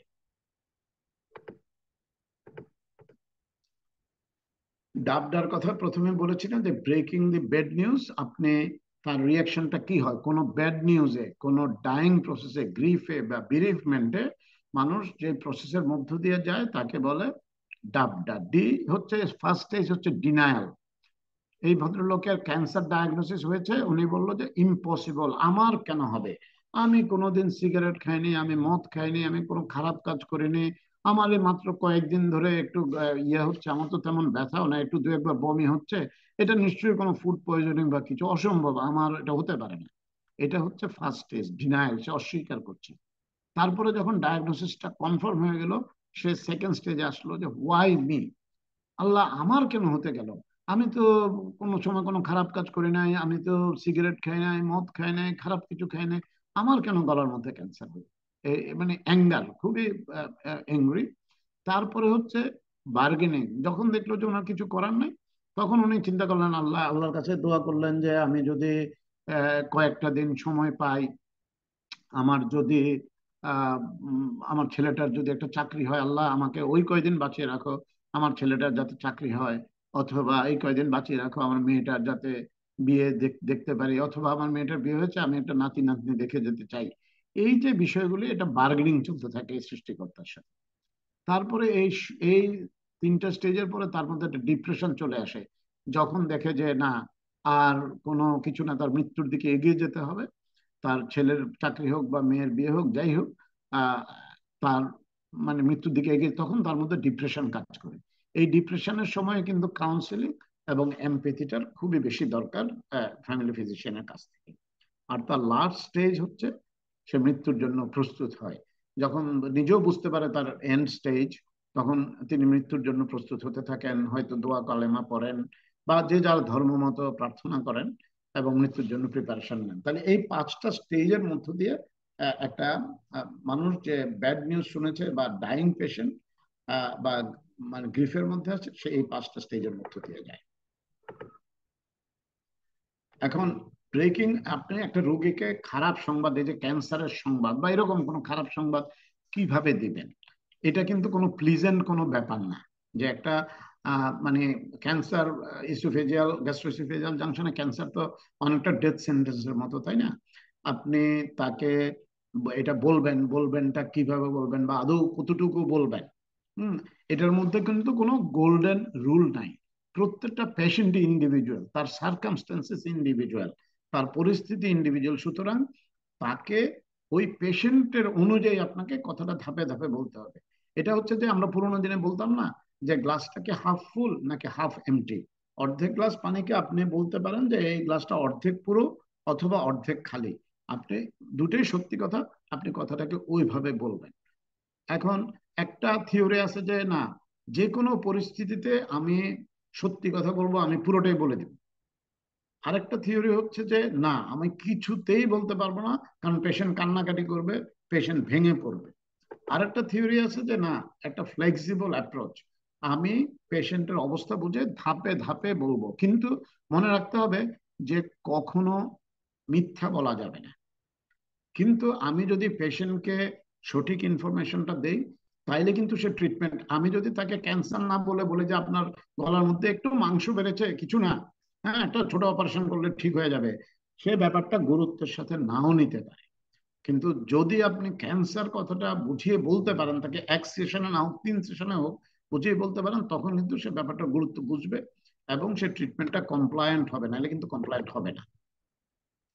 এবং আপনাকে আগে স্ট্র্যাটেজি ঠিক করতে হবে যে আপনি তাকে ব্যাড নিউজটা বলবেন, বলার আগে আপনি কি বলবেন এইটার একটা স্ট্র্যাটেজি ঠিক করতে হবে। বা আজকে কতটুকু বলবেন, আপনি কি পুরো ডায়াগনোসিসটা বলবেন, নাকি বলবেন যে আপনার গলায় আমি তো দেখে মনে হচ্ছে যে কিছু একটা, এটা ক্যান্সারও হতে পারে, আবার এটা একটা অন্য ক্যান্সার ছাড়া নন ক্যান্সারাস টিউমারও হতে পারে, আমার একটু বায়োপসি করতে হবে বা আমি একটু টেস্ট করতে পাঠাবো, অথবা এই ইনভেস্টিগেশনটা করবো, এভাবে বলবেন, নাকি আপনি বলবেন যে আমার সন্দেহ হচ্ছে এটা ক্যান্সার। সেটা আপনাকে আগে ঠিক করতে হবে এবং সেইভাবে আপনাকে প্রিপারেশন নিতে হবে পেশেন্টের মুখোমুখি হওয়ার আগ পর্যন্ত। এবং পেশেন্ট কতটুকু শুনতে আজকে মানে রেডি, অথবা আপনি মাংসপিণ্ড বলার সাথে সাথে উনি কি কান্না শুরু করে দিল কিনা, হ্যাঁ, এটা বুঝে ওই অনুযায়ী পেশেন্টের সাথে আপনার কথা বলতে হবে। এবং পেশেন্টকে প্রশ্ন করার সুযোগ দিতে হবে, আপনাকে যাতে সে প্রশ্ন করতে পারে সেই সুযোগ দিতে হবে। একটা ইনফরমেশন দিয়ে 1 মিনিট আপনি পজ দিবেন, তাকে কথা বলতে সুযোগ দিবেন, তিনি আপনার দিকে তাকাবে, আপনি তার দিকে তাকাবেন, এইভাবে অ্যাজ ইফ আমি, আমার দায়িত্ব হচ্ছে একটা সংবাদ পড়ে সংবাদটা শেষ করে দেওয়া এবং পেশেন্ট চলে যাওয়া, বিষয়টা কিন্তু ওরকম না। পেশেন্টকে কথা বলার সুযোগ দিবেন। ইভেন যদি পেশেন্ট চুপ করে থাকে, ইভেন যদি পেশেন্ট কান্না করতে চায়, তাকে সেই সুযোগটা আপনি দেবেন। দিলে সে পরে তার কম্পোজারটাকে গ্যাদার করবে, গ্যাদার করে সাহস করে হয়তো আপনাকে প্রশ্ন করবে। প্রশ্ন করলে আপনি তাকে ধাপে ধাপে উত্তর বলে দিবেন। এবং উত্তর দেওয়ার এবং ব্যাড নিউজেরও আবার কতগুলি আছে, যে গ্লাস হাফ ফুল আর হাফ এমটির কথা বললেন না। যেমন ধরেন একজনের আপনি একটা ব্রেস্ট ক্যান্সার ডায়াগনোসিস করেছেন, ম্যালিগন্যান্ট ব্রেস্ট লিশন। এখন এটা ইটসেলফ তো খুব খারাপ সংবাদ একটা, কিন্তু আপনি এটাকে একটু সফট করে দিতে পারেন যে মা আপনার এটা আমরা তো পরীক্ষা নিরীক্ষা করে দেখলাম, তো এটাকে তো মনে হচ্ছে ক্যান্সার, তো কিন্তু আপনার একটা দিক ভালো, যে ক্যান্সারটা কিন্তু আপনার বগলের যে লিম্ফ নোড ওগুলিতে কিন্তু ছড়িয়ে পড়ে নাই। সো আমরা আশা করছি যদি আমরা অপারেশনটা করি, কেমোথেরাপি দেই, এটা যেহেতু ছড়িয়ে পড়ে নাই, আপনার ভালো হয়ে যাওয়ার খুব ভালো সম্ভাবনা আছে। এই যে আপনি একটু সুইটেন করে দিলেন, অথবা ইভেন তার যদি এক্সিলারি লিম্ফ নোড থাকে কিন্তু তার ডিস্টেন্স মেটাস্টেসিস হয়নি, তাহলে আপনি সেটা বলেন যে মারে আপনার ব্রেস্ট ক্যান্সারটা আপনার বগলে, বাম দিকের বগলের মধ্যে লিম্ফ নোড গুলোর মধ্যে ছড়িয়ে পড়েছে, কিন্তু আমরা তো এই যে প্যাট স্ক্যানের রিপোর্ট পেলাম শরীরের আর কোথাও ছড়ায় নাই। এটা কিন্তু এখন যদি তাড়াতাড়ি আমরা অপারেশনটা করতে পারি এবং এক্সিলারি লিম্ফ নোড গুলিকে আমরা রিমুভ করতে পারি, খুব ভালো সম্ভাবনা আছে যে আপনার এটা রিকার করবেন। তার মানে আপনি ব্যাড নিউজটাকে একটু সফেন করে দিতে পারেন যদি দেওয়ার মতো অবস্থা থাকে। আরেকটা জিনিস মনে রাখতে হবে আমাদের, যে আমরা যাতে ডিনায়ালকে ডিসমিস না করি। এই যে পেশেন্ট এসে বললো যে অসম্ভব ডাক্তার সাহেব, আমার, আপনি এটা কি বলেন, আমার ইসোফেগাসে কেন ক্যান্সার হবে। এখন সে যে ডিনাই করতেছে, আপনি যদি বলেন যে ভাই আপনি বললে তো হবে না, এই যে দেখেন রিপোর্ট, হ্যাঁ এই যে এখানে তো স্পষ্টই আছে, আমি কি বলবো, এটা তো আমি আর করি নাই, তাইলে হবে কি, এটা অনেকটা একটু নিষ্ঠুরতা হয়ে যায়। কিন্তু আমরা যদি বলি যে আলম সাহেব আপনি আপনি আমাদের রিপোর্ট অনুযায়ী এটা, কিন্তু আপনার কথাটাকে আমি উড়িয়ে দিচ্ছি না, রিপোর্ট অনেক সময় ভুলও হতে পারে, ঠিক আছে আপনার যেহেতু মানে একটা কোশ্চেন আছে বা সন্দেহ হচ্ছে, আমরা এই স্লাইডটা আরেকটা ল্যাবরেটরিতে পাঠাই দেখি ওরা কি বলে। তাইলে কিন্তু দুটো জিনিস হলো, তিনটা জিনিস হলো। একটা হচ্ছে যে আপনি পেশেন্টের সন্দেহটাকে ডিনাই না করে তার কনফিডেন্সটা আপনি গেইন করলেন। সেকেন্ড থিং, রিপোর্ট তো ভুল হতেই পারে, ডক্টর ইমন আমি দেখছি আসছি আপনার কাছে, রিপোর্ট তো ভুল হতেই পারে, যে সেটাকে আবার ডাবল চেক করলে আপনি কনফার্ম হয়ে নিলেন। আর থার্ড অ্যাডভান্টেজটা হলো, এই যে আজকে যে পেশেন্ট ডিনাই করে গেল, আবার হিস্টোলজির রেজাল্ট যে আরো 4 দিন পরে আসবে, এর মধ্যে পেশেন্ট আবার নিজে চিন্তা করবে, চিন্তা করে তার মধ্যে ওই যে ডাবডার মধ্যে দিয়ে সে যাবে, ওই প্রসেসের মধ্যে দিয়ে যে সে যে হয়তো সে এটা অ্যাকসেপ্ট করার মতো মানসিকতায় চলে আসতেও পারে। কিন্তু একটা জিনিস মনে রাখবেন, পেশেন্টকে কখনো মিথ্যা কথা বলা যাবে না, তাকে সত্যি কথাটা হয়তো সফট করে বলা যাবে, তার ডিনায়ালটাকে অ্যাকসেপ্ট করে এটাকে সেকেন্ড ওপিনিয়নের জন্য পাঠাতে হবে। কিন্তু সব সময় তাকে কিন্তু একটা হোপ দিতে হবে যে আমি আছি আপনার সাথে। হোপ মানে ফলস হোপ না, আমি আছি আপনার সাথে, এটা শেষ পর্যন্ত আমি দেখব এবং শেষ পর্যন্ত আপনার ট্রিটমেন্টে আমি সাথে থাকবো। ওই যে সংসার সাগরে দুঃখ তরঙ্গের খেলা, আশা তার একমাত্র ভেলা, আপনি তাকে আশা দিতে হবে। ডক্টর ইমন কিছু বলবেন? স্যার আসসালামু আলাইকুম। ওয়ালাইকুম আসসালাম। জি বলেন। স্যার আমার প্রশ্নটা ছিল স্যার, আমরা হুম তো, আপনি তো বললেন যে আমরা ওনাকে একটু সফটলি হুম বলবো যে হুম আপনার তো এই ক্যান্সারটা হয়েছে, আমরা আশা করি এটা ঠিক হুম হয়ে যাবে, অপারেশন করব বা কেমোথেরাপি দেব। কিন্তু হুম স্যার এটা পরবর্তীতে যদি ঠিক হুম না হয়, তখন হুম কিন্তু দেখা যায় যে বাংলাদেশের রোগীর লোকরা খুবই অ্যাগ্রেসিভ, বর্তমান লাস্ট চার অ্যাবসলিউটলি পাঁচ বছর ধরে খুবই অ্যাবসলিউটলি অ্যাগ্রেসিভ। আপনি লাস্ট লাস্ট বিশেষ করে 3 বছর ধরে স্যার, হুম স্পেশালি হুম যদি বলি 22, 23, 24, এই হুম 3টা বছর ধরে দেখছি খুবই অ্যাগ্রেসিভ, এবং মিডিয়ার যে প্রোপাগান্ডা চলতেছে হুম ওইটা হুম একটা হুম কারণ স্যার। আসলে জি পজিটিভ কাউন্সিলিং বা 50-50 পজিটিভ কাউন্সিলিং ও এখন খুব টাফ হয়ে যাচ্ছে। তো এই ক্ষেত্রে আমরা কি করব? দেখা যাচ্ছে রাইট। ভালো করলে, দেখা যাচ্ছে একটা ডেঙ্গুর পেশেন্ট, আগের হ্যাঁ মেডিকেল অফিসার বললো যে পেশেন্ট এখন স্টেবল আছে, এখন হুম ডেঙ্গু পেশেন্টটা যদি শকে চলে যায়, পরের হুম মেডিকেল অফিসার যখন বলবে খারাপ চলে গেছে, তখন হুম রুগীর লোকরা, যেটা আমরা টিভিতে দেখছি, কমপ্লেন করে যে জি আগের ডাক্তার, ডিউটি ডাক্তার বলে গেছে যে পেশেন্ট হুম ভালো ছিল, হুম সকালবেলা পেশেন্ট কেন মারা গেল, তারা হুম ভুল হুম চিকিৎসা হয়েছে। তাহলে স্যার এটা আমরা কিভাবে হ্যান্ডেল করবো এটা? Okay good. ভালো প্রশ্ন করেছেন ডক্টর ইমন। প্রথম কথা হচ্ছে যে আমরা যখনই কাউন্সিলিং করব, আমরা যখন তাকে হোপ দিব, হোপটাও কিন্তু খুব কেয়ারফুলি দিতে হবে। আমরা কিন্তু ওইটা বলবো না যে অপারেশন করলে বা কেমোথেরাপি দিলে ঠিক হয়ে যাবে, ওইটা কিন্তু বলবো না। আমরা বলবো যে হ্যাঁ, এটার ট্রিটমেন্ট হচ্ছে অপারেশন এবং কেমোথেরাপি। অপারেশন এবং কেমোথেরাপি দিলে আপনার লাইফটাকে প্রলং করার একটা ব্যবস্থা হবে, আমরা আশা করতেছি। কিন্তু প্রত্যেক রোগ কিন্তু আবার রিকারও করতে পারে, এটাও মাথায় রাখতে হবে। এবং সেটা মনে রেখে আমরা ট্রিটমেন্ট দেবো। কিন্তু যদি ট্রিটমেন্ট না দেই, তাইলে কিন্তু এটার ফলাফল পুরোই নেগেটিভ। আর ট্রিটমেন্ট দিলে there is a hope and there is a chance of prolonging your life. হ্যাঁ, কিন্তু তার মানে এই না যে এটা আবার রিকার করবে না। কিন্তু সবার যে রিকার করে তা না। যেহেতু সবার রিকার করে না, যেহেতু আপনার লাইফটা প্রলং হওয়ার সম্ভাবনা আছে, সেহেতু আমরা মনে করছি যে this is the right way to go for that. এবং আপনি যে ডেঙ্গুর কথা বললেন, যে আমরা কিন্তু মেডিকেল অফিসার হিসেবে আমরা আমাদের শুধু নিজের কথা না, আমার কলিগের কথাও চিন্তা করতে হবে। আপনি যেটা বললেন যে পরে যে ডিউটিতে আসবে, আমরা বলবো যে আপনার এই রোগী এখন স্টেবল আছে, কিন্তু ডেঙ্গুর গতীয় প্রকৃতি এমন যে এটা যে কোনো সময় আনস্টেবল হয়ে যেতে পারে, যে কোনো সময় তার প্লাটিলেট কাউন্ট কমে যেতে পারে। সুতরাং এখনকার যে বাস্তবতা, এই বাস্তবতা 2 ঘন্টা পরে খারাপও হতে পারে, ভালোও হতে পারে। এটা আমরা কন্টিনিউয়াসলি মনিটরিং এ রাখছি। এখনকার অবস্থা হচ্ছে এইভাবে ব্যাখ্যা করতে হবে আর কি। আপনি যত ভালোভাবে ব্যাখ্যা করেন না কেন, কিছু কিছু রোগী এবং তার আত্মীয় স্বজনরা কখনোই আপনার উপর হ্যাপি হবে না, দ্যাট ইজ ডিফারেন্ট। কিন্তু আমরা আমাদের কাজটা, আমাদের ওয়ার্ডিংটা এমন ভাবে থ্রো করতে হবে যাতে রোগের হোপ এবং এক্সপেকটেশন থাকে, কিন্তু সেইভাবে আমাদেরও একটা রুট থাকে যে যদি আমাদের এক্সপেকটেশন অনুযায়ী রেজাল্টটা না আসে, তাহলে যাতে আমরা আমাদেরকে ডিফেন্ড করতে পারি।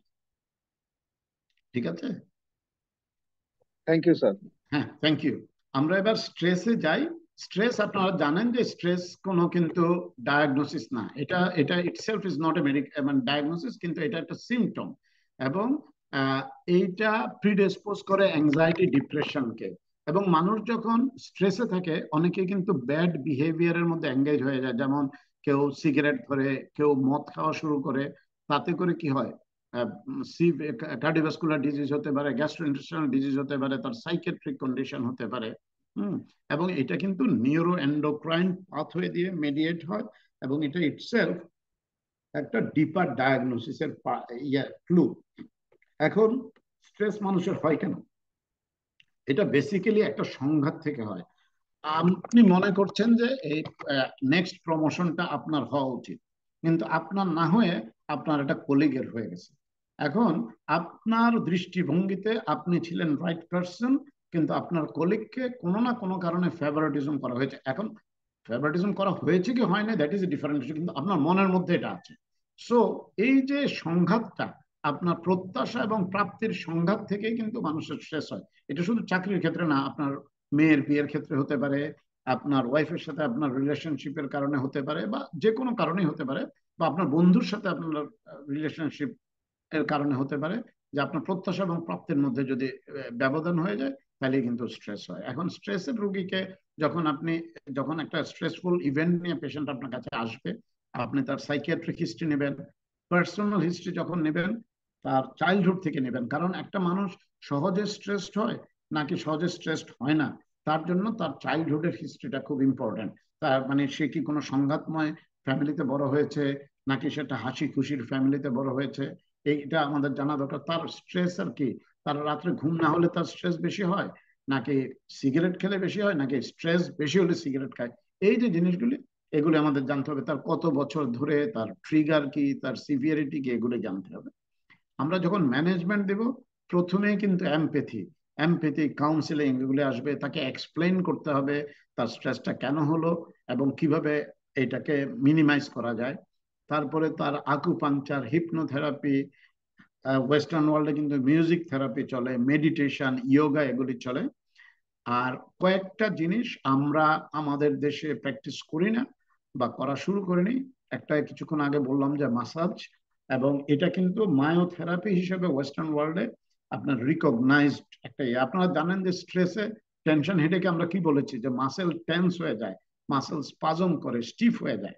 তাহলে এটার treatment, it's one of the best modality of treatment হচ্ছে মাসাজ।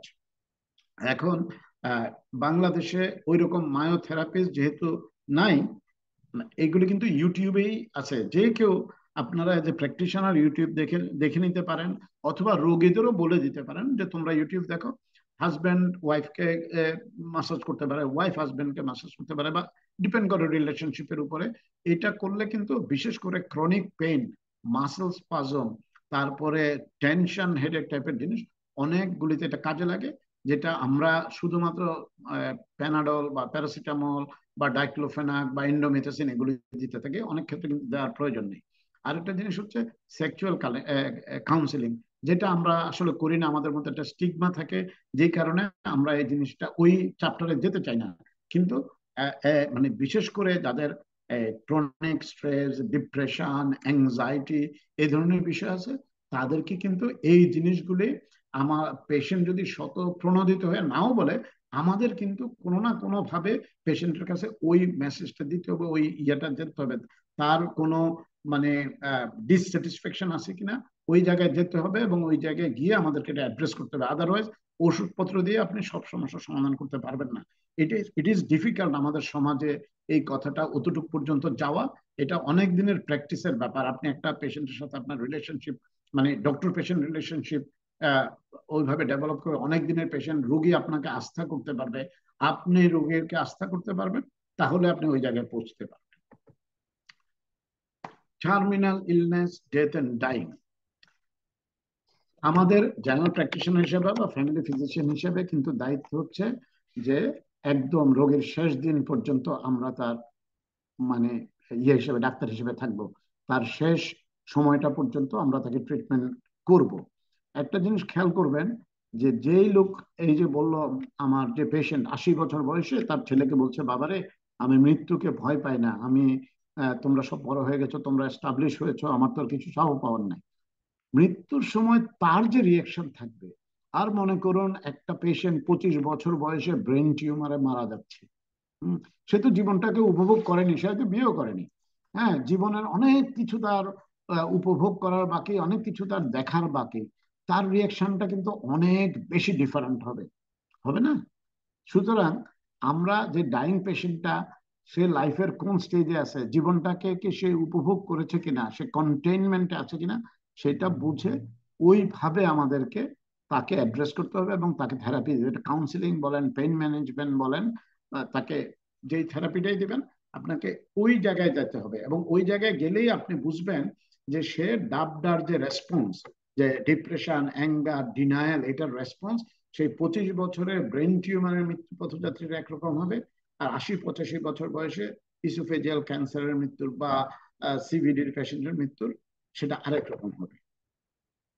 আমরা ডাক্তার হিসেবে আমরা কি জানি, যে আমরা আমাদের duty to cure some time. কারণ মেডিকেল সায়েন্সে অধিকাংশ রোগেরই কিন্তু পার্মানেন্ট কিওর নাই। আমরা কিন্তু খুব বেশি রোগের যে কিওর করতে পারি তা না, কিন্তু আমরা রিলিফ করতে পারি অফেন, যে তার পেইন বা সাফারিংটাকে কমাতে পারি। আর সব সময় কিন্তু আমরা তাকে কমফোর্ট দিতে পারি। এবং মৃত্যু পথযাত্রী রোগীরও আপনি যদি গিয়ে তার মাথায় হাত রাখেন, তার কাঁধে হাত রাখেন, তাহলে কিন্তু সে অনেক কমফোর্ট পাবে, আপনার উপর যদি তার আস্থা থাকে। এই কাজটা কিন্তু করার জন্য খুব হাইটেক মেডিকেল টেকনোলজির কোনো দরকার নেই। আপনার উপস্থিতি, আপনার এমপ্যাথি এবং আপনার কাউন্সিলিংটাই যথেষ্ট। এবং আমরা কমফোর্ট, তার ফিজিক্যাল এলমেন্ট থেকে দিতে পারি তাকে পেইন কিলার দিয়ে, তার ইমোশনাল সাফারিং থেকে তাকে কমফোর্ট দিতে পারি তাকে জড়িয়ে ধরে বা তাকে কাউন্সেলিং করে, সোশ্যাল সাফারিং থেকে কমফোর্ট দিতে পারি তার ফ্যামিলি যাতে তাকে লুক আফটার করে, তার বন্ধুরা যাতে এসে তাকে দেখে, তার সাথে কথা বলে, কিছুটা সময় স্পেন্ড করে, এটা দিয়ে আমরা তাকে কমফোর্ট দিতে পারি। স্পিরিচুয়াল কমফোর্ট, তিনি যদি ধর্মপ্রাণ মানুষ হন তাকে আমরা সেটাতে এনকারেজ করতে পারি। তাতেও তার একটা মানে আল্লাহর কাছে তিনি যখন নিজেকে আত্মসমর্পণ করেন বা ভগবান বা সৃষ্টিকর্তা যেই হোক, তিনি যখন আত্মসমর্পণ করেন তার মনের মধ্যে একটা এক ধরনের কমফোর্ট ফিলিং চলে আসে, আমরা সেই জিনিসটাকে এনকারেজ করতে পারি। এবং এইটাকে আমরা যখন করি যে একটা লোক যখন মৃত্যু পথযাত্রী, তাকে যখন আমাদের প্রিপেয়ার করতে হবে তার ফ্যামিলিকেও আমাদের প্রিপেয়ার করতে হবে। ফ্যামিলিকে আমরা কিভাবে প্রিপেয়ার করব, এই প্রশ্নটা ডক্টর ইমন আগে যে বললেন যে অনেক সময় ফ্যামিলি আমাদের উপর বিরক্ত হয় বা মানে ফ্যামিলি আমাদের উপর অ্যাগ্রেসিভ হয়ে যায়। খুব একটা ইম্পর্টেন্ট জিনিস হচ্ছে ফ্যামিলিকে প্রিপেয়ার করা। এটা খারাপ জিনিসের জন্য, আদারওয়াইজ কিন্তু ফ্যামিলি আপনাকে ব্লেম করবে যে আগের ডাক্তার সাহেব বলে গেল পেশেন্ট স্টেবল, আপনি এসে কি ইনজেকশন দিলেন, পেশেন্ট মারা গেল। কিন্তু প্রতিটা ধাপে ধাপে আমাদের এক্সপ্লেইন করতে হবে যে পেশেন্ট স্টেবল ছিল, বা যখন স্টেবল থাকে তখন বলতে হবে যে পরের 2 ঘন্টার কথা কিন্তু এখনই বলা যাচ্ছে না, নেক্সট যে ডাক্তার সাহেব আসবে তিনি লুক আফটার করবেন, তিনি আপনাদের জানাবেন আপনি যখন কোনো ইনজেকশন দিবেন এটা কেন দিচ্ছেন, এটা না দিলে কি হবে, দিলে কি হবে, বা দিলেই যে সব সমস্যার সমাধান হয়ে যাবে না, সেই জিনিসগুলো আপনি এক্সপ্লেন করে ফ্যামিলিকে বলবেন। আদারওয়াইজ ফ্যামিলি কিন্তু স্কেপ গোটিং করবে যে আপনি তার মৃত্যুর জন্য দায়ী। এবং ফ্যামিলির সাথে যখন কথা বলবো আমরা তখন এমপ্যাথি নিয়ে কথা বলবো, ফ্যামিলির দিকটাও বোঝার চেষ্টা করব। আদারওয়াইজ আমাদের ঘাড়ে কিন্তু সব দোষ আসবে। আরেকটা জিনিস হচ্ছে কি, আমরা যখন যেমন ধরেন আমরা মৃত্যু নিয়ে যখন ডিল করি তখন কিন্তু আমাদের ডিগনিটি দেখাতে হবে রোগীর প্রতি, মানে মৃত রোগীটার প্রতি, এবং রেসপেক্ট দেখাতে হবে। এখন ধরেন আপনি ইমার্জেন্সিতে ডিউটি করছেন, হার্ট অ্যাটাকের পেশেন্ট আসলো, তিনি হয়তো এলাকার একজন গণ্যমান্য ব্যক্তি, মনে করেন তিনি ইউনিয়ন কাউন্সিলের চেয়ারম্যান বা উপজেলা চেয়ারম্যান। তো আমরা তখন বললাম এই এই কোথায় কে আছো, আর দারোয়ানকে ডাকলাম যে মিডিয়াকে খবর দাও চেয়ারম্যান সাহেব তো হার্ট অ্যাটাক করছে, মারা গেছে, তাড়াতাড়ি ডাকো।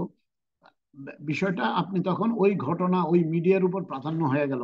এই যে ভদ্রলোকের ফ্যামিলি, তা মানে উনি উপজেলা চেয়ারম্যান হন বা যাই হন, তার মৃত্যুর পরে কিন্তু তার ফ্যামিলির কাছে মানে কারো কারো বাবা, কারো ভাই, হ্যাঁ, কারো সন্তান, সেই জিনিসটা কিন্তু আমরা ইগনোর করে ফেললাম ওই মিডিয়া নিয়ে মাতামাতি করে। অথবা আপনি মেডিসিন ওয়ার্ডে ডিউটিতে আছেন, আপনি বললেন আপনার জুনিয়রকে ডেকে এই শোনো এটা এই ইসিজিটা খুব ইন্টারেস্টিং কিন্তু এটা পরীক্ষাতে আসতে পারে, এটা খুব যত্ন করে রেখে দাও। তখন মানুষ মনে করবে যে আপনি এই মৃতদেহটার প্রতি মৃত্যুটার প্রতি কোনো সম্মান প্রদর্শন না করে পরীক্ষা ইসিজি তারপরে একাডেমিক জিনিস নিয়ে ব্যস্ত হয়ে গেছেন। সুতরাং সেই জিনিসগুলি যাতে সামনে চলে না আসে এটা আমাদের মাথায় রাখতে হবে। এখন এই যে একটা লোক যে মৃত্যুর মুখোমুখি দাঁড়িয়ে আছে, এটাকে আমরা তার ফ্যামিলিকে বলবো নাকি বলবো না, বা বললে কখন বলবো, এই টাইমিংটা ইম্পর্টেন্ট, স্টেজটা ইম্পর্টেন্ট। কিন্তু আমাদের মনে রাখতে হবে যে কখনো মিথ্যা কথা বলা যাবে না, আমরা হয়তো ধাপে ধাপে বলবো। এবং আমরা বাংলাদেশে মেডিকেল ফ্র্যাটার্নিটির কথা বলছি না, পারিবারিক ভাবে কিন্তু অনেকেই তাদের ফ্যামিলি মেম্বারদের তারা যে মৃত্যু পথযাত্রী এটা বলেন না, লুকিয়ে রাখেন, তার ডায়াগনোসিসটা বলেন না, যে কারণে লোকটা বুঝতে পারে না আসলে তার সামনে কি 6 মাস আছে, কি 6 দিন আছে, না 6 বছর আছে, বুঝতে পারে না, যে কারণে তার প্রিপারেশন নেওয়া হয় না। এখন কেন প্রিপারেশনটা, এই জিনিসটা রোগীর কেন জানা দরকার যে তার সামনে আসলে বেশি সময় নেই। কারণ তিনি হয়তো তিনি যদি জানেন যে তার মৃত্যু খুব নিকটে, তাহলে উনি হয়তো একটা উইল করার ব্যাপার আছে তার সম্পত্তির, সেটা উনি করে দিতে পারেন, তার কত অংশ বড় ছেলেকে দিবেন, কত অংশ ছোট ছেলে, তার মনে মনে একটা। এখন যদি উনি উইল না করেন তাহলে দেশের প্রচলিত আইন অনুযায়ী এটা হবেই, কিন্তু ওনার তো হয়তো অন্য কোনো প্ল্যান থাকতেও পারে, উনি হয়তো মাদ্রাসায় দিয়ে যেতে চান, উনি হয়তো মন্দিরে কিছু দান করতে চান, তো সেই জিনিসটার উনি সুযোগ পাবেন না। সুতরাং তাকে না জানানোটা হচ্ছে তার প্রতি অন্যায়। অথবা তিনি হয়তো তার মেয়ের বিয়ের জন্য তার বন্ধুর ছেলের সাথে কথা বলে রেখেছেন, এখনো কাউকে বলেননি। এখন উনি যদি জানেন যে তার সামনে বেশি দিন সময় নেই, তাহলে উনি এই জিনিসটা তড়িঘড়ি করে আয়োজন করার চেষ্টা করবেন, তার মনোবাঞ্ছাটা পূর্ণ হবে।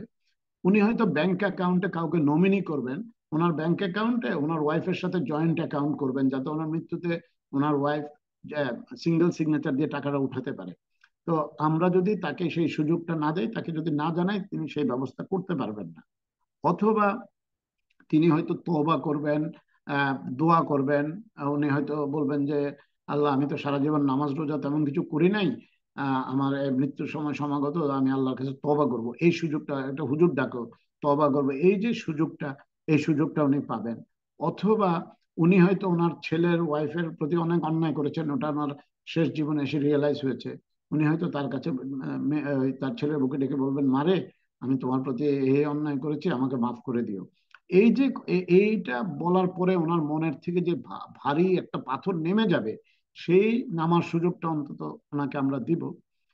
অথবা উনি হয়তো চাবি, একটা সিন্ধুকের চাবি, এটা উনি ছাড়া কোথাও জানে, কেউ জানে না উনি কোথায় রাখছেন, কারণ যে কোনো সময় ডাকাত আসতে পারে, চোর আসতে পারে, সেই জন্য উনি এটা লুকিয়ে রেখেছেন। উনি যদি জানেন যে উনি বেশি দিন বাঁচবেন না বা যে কোনো সময় মারা যেতে পারেন, তাহলে সেই ইনফরমেশনটা উনি ওনার ওয়াইফকে বা ছেলেকে বা মেয়েকে বা বিশ্বস্ত কাউকে দিয়ে যেতে পারবেন।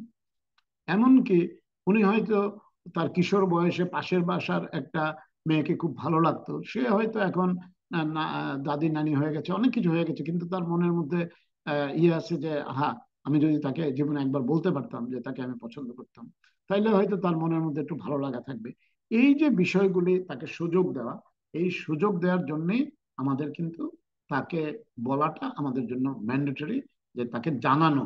এক্সাক্ট মানুষ তো আসলে কে কবে মারা যাবে একমাত্র আল্লাহ ছাড়া কেউ জানেন না, কিন্তু যে একটা সম্ভাব্যতা, এই সম্ভাব্যতাটা আমরা তাকে এবং তাকে তার পরিবারকে, এবং তার পরিবার যদি লুকাতে চায়, তাও তার পরিবারকে কাউন্সিলিং করতে হবে, যাতে তারা তাকে জানায়। এবং মৃত্যুর পরেও কিন্তু আমাদের দায়িত্ব শেষ হয় না। মৃত্যুর পরেও আমরা যদি ফ্যামিলি ফিজিশিয়ান হিসেবে তার জানাজা অ্যাটেন্ড করি, তার দোয়ায় যাই, বা তার শ্রাদ্ধ বা যেটা বলেন আপনার চিতায় যখন ইয়ে করে, ওখানে যদি উপস্থিত থাকি, তাদের প্রতি শ্রদ্ধা নিবেদন করি, তাহলে কিন্তু ফ্যামিলি এবং কমিউনিটির শ্রদ্ধাবোধ আমার জন্য বেড়ে যাবে। তারপরে আমরা যদি পরবর্তীকালে তার ফ্যামিলির খবর নেই, যে তারা কিভাবে কোপ করছে, তাদের কোনো হেল্প দরকার কিনা, তারা গ্রিফ রিয়াকশন কিভাবে করছে, একটা জিনিস মনে রাখবেন, এটা খুব কেয়ারফুলি হ্যান্ডেল করতে হবে। কারণ অনেক সময় আমরা ডাক্তার হিসেবে তো দোষের ভাগী হই, দেখা গেলো যে আমরা খবর নিতে গেছি, উল্টো আমাদেরকে ওরা ব্লেম করছে। সো মানে প্রত্যেকটা কেস কিন্তু ইন্ডিভিজুয়াল, এটা কোনো ব্ল্যাঙ্কেট ইয়া না। আর এই সুযোগে আমরা অপরচুনিস্টিক হেলথ প্রমোশন করতে পারি, যে বাবারে, তোমার বাবা তো এরকম লাং ক্যান্সার ছিল, উনি তো অনেক সিগারেট খেতেন, তো বুঝতেই পারতেছো সিগারেট খাওয়াটা আসলে ভালো না। তো দেখো, তুমি একসময় আমার সাথে এসে কথা বলো যে আমরা স্মোকিং সিজেশনের জন্য কি করতে পারি। অথবা তাকে একটা রুটিন ইনভেস্টিগেশনে, তার বাবার হয়তো হার্ট অ্যাটাক হয়েছে, অথবা স্ট্রোক করেছে, তার তার তার ব্লাড প্রেশার, কোলেস্টেরল, সুগার, এগুলি ঠিক আছে কিনা, এগুলি আমরা যেগুলি যেহেতু ফ্যামিলিতে রান করে, তাইলে আমরা ফ্যামিলি হিস্ট্রি নিতে পারি, ফ্যামিলি ট্রিটমেন্ট করতে পারি, এই সুযোগটা আমরা কাজে লাগাতে পারি। আমরা শেষ দিকে এসেছি, আমরা কাউন্সিলিং নিয়ে একটা কথা বলি। এটা কিন্তু একটা খুব ইম্পর্টেন্ট টপিকস জেনারেল প্র্যাকটিশনারদের জন্য। আচ্ছা, কাউন্সিলিং শুরু করার আগে আপনাদের একটা প্রশ্ন করি, যে মনে করেন কারো বাবা মারা গেল, বা কারো মা মারা গেল, বা কারো নিকট আত্মীয় কেউ মারা গেল, দেখবেন যে আহ, সে ফেসবুকে একটা স্ট্যাটাস দিচ্ছে, যে আজ রাত এতটার সময় আমার দাদি বা আমার মা বা কেউ একজন মারা গেছে, আপনারা সবাই দোয়া করবেন। আবার কারো মনে করেন যে তার ছেলে গোল্ডেন জিপিএ, কি জিপিএ 5 পেয়েছে, বা কোনো ভালো একটা চাকরি পেয়েছে, ফেসবুক স্ট্যাটাস দিল যে আমার অমুকের জন্য দোয়া করবেন, সে এটা করেছে। এই কাজটা মানুষ করে কেন? যে তার মানে কেউ মারা গেলে বা খুব খারাপ সংবাদ থাকলে ফেসবুকে দিল বা সবার সাথে শেয়ার করলো, অথবা খুব ভালো সংবাদ থাকলেও সবার সাথে শেয়ার করলো, এটা কেন করে বলেন তো? তাতে কি ডিফারেন্স হয়, কেউ একজন বলবেন? এক তো হলো যে অল্প সময়ের ভিতরে কিছু মানুষকে জানানো, হুম, হুম। কিন্তু এই জানানোটা কেন? স্যার সিনসিয়ার শেয়ার দিকে করা নিজের তাকে মানসিক ভাবে সান্ত্বনা দিতে হুম, পারে। হুম, হুম। হ্যাঁ, রাইট। মানসিক ভাবে সান্ত্বনা দিতে পারে খারাপ একটা সংবাদ হলে। তার মানে হচ্ছে, এটা বেসিক্যালি হচ্ছে আনন্দ শেয়ার করলে বাড়ে, আর বেদনা শেয়ার করলে কমে, তাই না? জি। তাই তো? জি স্যার। হ্যাঁ, জি স্যার। এই কাউন্সেলিং এর প্রিন্সিপালটাই হচ্ছে এটা। কাউন্সেলিং আমরা কিন্তু ভুল বুঝি, আমরা মনে করি যে কাউকে উপদেশ দেওয়া হচ্ছে কাউন্সেলিং, এটা কিন্তু ঠিক না। আমরা বলি না এই যে এই রোগীটাকে আমি কিছুক্ষণ কাউন্সেলিং করলাম, আমি আসলে এই রোগীকে ওষুধপত্র সম্বন্ধে তার সাইড এফেক্ট সম্বন্ধে বলেছি, এটা কিন্তু কাউন্সেলিং না। কাউন্সেলিংটা হচ্ছে শেয়ার করার সুযোগ দেওয়া। কারণ তার যে দুঃখটা, তার যে বেদনাটা, তার যে ব্যথাটা, তার যে কষ্টটা, সে যখন আমার সাথে শেয়ার করলো, it itself has a therapeutic effect. তার সেই দুঃখ এবং বেদনা অনেকটাই লাঘব হয়ে গেল, যেহেতু আমি সেটা মনোযোগ দিয়ে শুনেছি। কাউন্সিলিং কিন্তু ব্যাপারটা এই, কাউন্সিলিং এর ম্যাক্সিমাম কিন্তু শোনা, বলাটা কম। কিন্তু আমরা মনে করি যে পেশেন্টকে উপদেশ দেওয়া counselling, that is not right. এখন কাউন্সেলিং করতে হলে আসলে যে কাউন্সিলর বা ডাক্তার, তার সাথে পেশেন্টের একটা রিলেশনশিপ ডেভেলপ করতে হয়। যে ফ্যামিলি ফিজিশিয়ানরা তো ওই রোগীর সাথে রিলেশনশিপ অনেক দিনের পুরনো, ওই রোগীর সম্বন্ধে আপনি জানেন, সে কি অল্প ব্যথায় কাতর হয় না বেশি ব্যথায় কাতর হয়, সেটা তো আপনার জানাই আছে। সুতরাং ওই রিলেশনশিপটা অলরেডি ফ্যামিলি ফিজিশিয়ানের থাকে। এখন ওই রিলেশনটাকে কেন্দ্র করে পেশেন্টকে তার কষ্টটা শোনা এবং তাকে গাইড করা সঠিক পথে, এটাই হচ্ছে কাউন্সিলিং, তাকে ফেসিলিটেট করা। এখন কাউন্সিলিং এর কিছু স্কিল লাগে। হ্যাঁ, স্কিলটা আর কাউন্সিলিং মনে রাখবেন যে একটা জিনিস, কাউন্সিলিংটা হচ্ছে, মনে করেন কাউন্সিলর হচ্ছে ট্যুর গাইডের মতো। হ্যাঁ, কিন্তু ড্রাইভার না। ড্রাইভার না বলতে আমি এটা বোঝাচ্ছি যে আপনি মনে করেন একজন ট্যুরিস্ট, আপনি বাংলাদেশে বিভিন্ন জিনিস সম্বন্ধে জানতে চান, আমি কাউন্সিলর, আমি হচ্ছে ট্যুর গাইড। আমি বলবো যে আপনি যদি আহ, কুষ্টিয়াতে যান, ওখানে ছেউরিয়াতে লালনের আখড়া আছে। লালন ছিলেন এরকম একজন দার্শনিক এবং আহ, আহ, মানে কি বলবো গীতিকার, উনি এই কাজ করেছেন। আপনি যদি সোনারগাঁয়ে যান, তাহলে বারো ভূঁইয়ার কীর্তি দেখবেন, বারো ভূঁইয়ার মধ্যে ইসাখা ছিলেন এরকম, এই ইসাখা এই কাজ করেছেন। অথবা আপনি যদি সাভারে যান, তাহলে জাতীয় স্মৃতিসৌধ দেখবেন। কোটবাড়িতে গেলে আপনি প্রাচীন বৌদ্ধ সভ্যতার নিদর্শন দেখবেন। এখন আপনি টুরিস্ট হিসেবে কোনটাতে যাবেন সেটা আপনার চয়েস। ঠিক তেমন ভাবে কাউন্সিলর বলবে যে আপনার এই কষ্ট লাঘবের জন্য আপনি এইটা করতে পারেন, ওইটা করতে পারেন, সেটা করতে পারেন। এটা করলে এই লাভ হবে, এই ক্ষতি হবে, ওটা করলে এই লাভ হবে, এই ক্ষতি হবে। এইভাবে আপনি তাকে চয়েস দিবেন, কিন্তু আলটিমেট ডিসিশন হচ্ছে তার। সে ঠিক করবে কোন বাসে সে যাবে, সে কি কুষ্টিয়া যাবে না সোনারগাঁয়ে যাবে না কোটবাড়িতে যাবে, এটা সে ডিসাইড করবে, কিন্তু আপনি তিনটে সম্বন্ধে তাকে জানিয়ে দেবেন। এটাই হচ্ছে কাউন্সিল। আর কাউন্সেলিং যখন করবেন, তখন লিসেনিং স্কিলটা সবচেয়ে ইম্পর্টেন্ট, যেটা বলেছে। প্রথম কথা হচ্ছে একটা ফিজিক্যাল প্রেজেন্স থাকতে হবে, আপনি এবং আপনার রোগী পাশাপাশি বসতে হবে, আপনি অ্যাক্টিভ লিসেনিং করবেন। হ্যাঁ, অ্যাক্টিভ লিসেনিং বলতে কি বোঝাচ্ছে, যে লিসেনিং উইথ বডি। বডি দিয়ে তাহলে মানুষ কিভাবে লিসেন করে, যখন আপনার রোগী আপনার সাথে কথা বলবে, আপনি তার দিকে ঝুঁকে থাকবেন, মানে তার কথাটা যে যে মনোযোগ দিচ্ছেন, আপনি সেটা প্রকাশ করবেন। হার্ট, হার্ট দিয়ে কিভাবে শুনে, যে আপনি তার কষ্টটা আপনার হৃদয়ে হৃদয়ঙ্গম করার চেষ্টা করবেন, বোঝার চেষ্টা করবেন। ইয়ার তো শ্রবণ যন্ত্র, ইয়ার দিয়ে কিভাবে শুনে সেটা জানেন। আইস দিয়ে কিভাবে শুনে, চোখ দিয়ে কিভাবে শুনে, আপনি রোগের সাথে আই কন্ট্যাক্ট করবেন, সে যখন কথা বলছে তার দিকে আপনি তাকাবেন। আর মাউথটা হচ্ছে ভার্বাল লিসেনিং। হ্যাঁ, আপনি তার সাথে, ও আপনার সাথে এরকম একটা ঘটনা ঘটেছে, এটা তো আসলেই অনেক কঠিন একটা ব্যাপার, আপনি তো কঠিন পথ পাড়ি দিয়ে এসছেন, এই যে কথাগুলি বলছেন, রোগী তখন বুঝতে পারছে যে আপনি আসলে তার কথাটা পুরোপুরি হৃদয়ঙ্গম করছেন। এবং আপনি তাকে ফেসিলিটেট করবেন, ও তারপর কি আপনার হাজবেন্ড আপনাকে বাসা থেকে বের করে দিল, তখন রোগী ইয়েস নো বলবে। অথবা আপনি বলবেন যে আপনার হাজবেন্ড বললো যে তুমি বাসা থেকে বের হয়ে যাও, তারপরে আপনি কি করলেন, মানে এই রকম প্রশ্ন করে তাকে লিডিং ইয়েতে নিয়ে যাবে। এটা ইয়েস নো কোশ্চেন হতে পারে, অথবা হাউ, হোয়াট, এ ধরনের কোশ্চেন হতে পারে। অথবা আপনি বলতে পারেন যে আপনাকে বের করে দিল মানে কি, আপনাকে বলেছে বের হয়ে যেতে, আপনি নিজে বের হয়ে গেছেন, নাকি আপনাকে ফিজিক্যালি অ্যাসল্ট করেছে, নাকি ধাক্কা দিয়ে বের করে দিয়েছে, আপনি মানে ক্লারিফাই করলেন এই জিনিসগুলি। তারপরে রিফ্লেক্ট করবেন, যে আপনি তো বললেন যে আপনাকে বের করে দিয়েছে, তার মানে কি আপনাকে শারীরিকভাবে আঘাত করে বের করে দিয়েছে নাকি অন্য কিছু। মানে আপনি পুরো জিনিসটা এমন ভাবে প্রশ্ন করবেন। প্রথম কথা হচ্ছে যে আপনি নিজে যাতে বুঝতে পারেন, আর সেকেন্ড থিং হচ্ছে পেশেন্ট যাতে বোঝে যে আপনি তার কথায় মনোযোগী। সে শুধুমাত্র আপনি সে বলছে আপনি শুনে যাচ্ছেন ব্যাপারটা তা না। আরেকটা হচ্ছে জেনুইননেস থাকতে হবে, কনগ্রুয়েন্স থাকতে হবে, যে আপনি যে পেশেন্টের কথা শুনছেন, এখন পেশেন্ট বলছে কথা শুনছেন, আপনি বললেন ও খুবই স্যাড, কিন্তু আপনার চোখ হচ্ছে যে আপনার যে দেয়ালে যে টিভি আছে ওখানে বাংলাদেশ পাকিস্তানের টেস্ট খেলা হচ্ছে, আপনি ওই খেলার স্কোর দেখছেন, আর পেশেন্ট আপনার সাথে কথা বলছে আর আপনি বলছেন খুবই স্যাড। তার মানে আসলে আপনার অ্যাটিটিউডটা আসলে জেনুইন না, আপনাকে জেনুইন অ্যাটিটিউড শো করতে হবে। এখন পেশেন্টকে কাউন্সিলিং করতে গিয়ে আপনার জীবনের গল্প কি আপনি বলবেন? কি মনে হয় আপনাদের কাছে? বলবো স্যার। বলবো, বলবেন? বলা যায়, বলবেন যদি এটা প্রাসঙ্গিক হয়। প্রাসঙ্গিক হয় আর কি। হ্যাঁ, হ্যাঁ, মানে যদি প্রাসঙ্গিক হয়, স্যার ক্ষেত্র। অনেক সময় হুম, অনেক সময় এটা বলতে হয় যে আমার জীবনেও এটা ঘটে গেছে, তো হুম, এটা এমন কিছু না, আপনার জীবনে যেটা ঘটে গেছে আমার জীবনের সাথে এটা মিল আছে, তো হুম, এটা এমন কিছু না, এটা ঠিক হয়ে যাবে, এভাবে কাউন্সিলিং মাধ্যমে আরো হ্যাঁ, কথা বলে অথবা কাউন্সিলিং করা যায়। অ্যাবসলিউটলি, অথবা আমি এটাকে এইভাবে মোকাবেলা করেছি, বা আমি এটাকে এই দৃষ্টিভঙ্গিতে হ্যাঁ হ্যাঁ, দেখেছি, জি স্যার, আপনিও ঠিক ঠিক। হ্যাঁ আপনিও দেখেন এই দৃষ্টিভঙ্গিতে দেখতে পারেন কিনা, এইভাবে।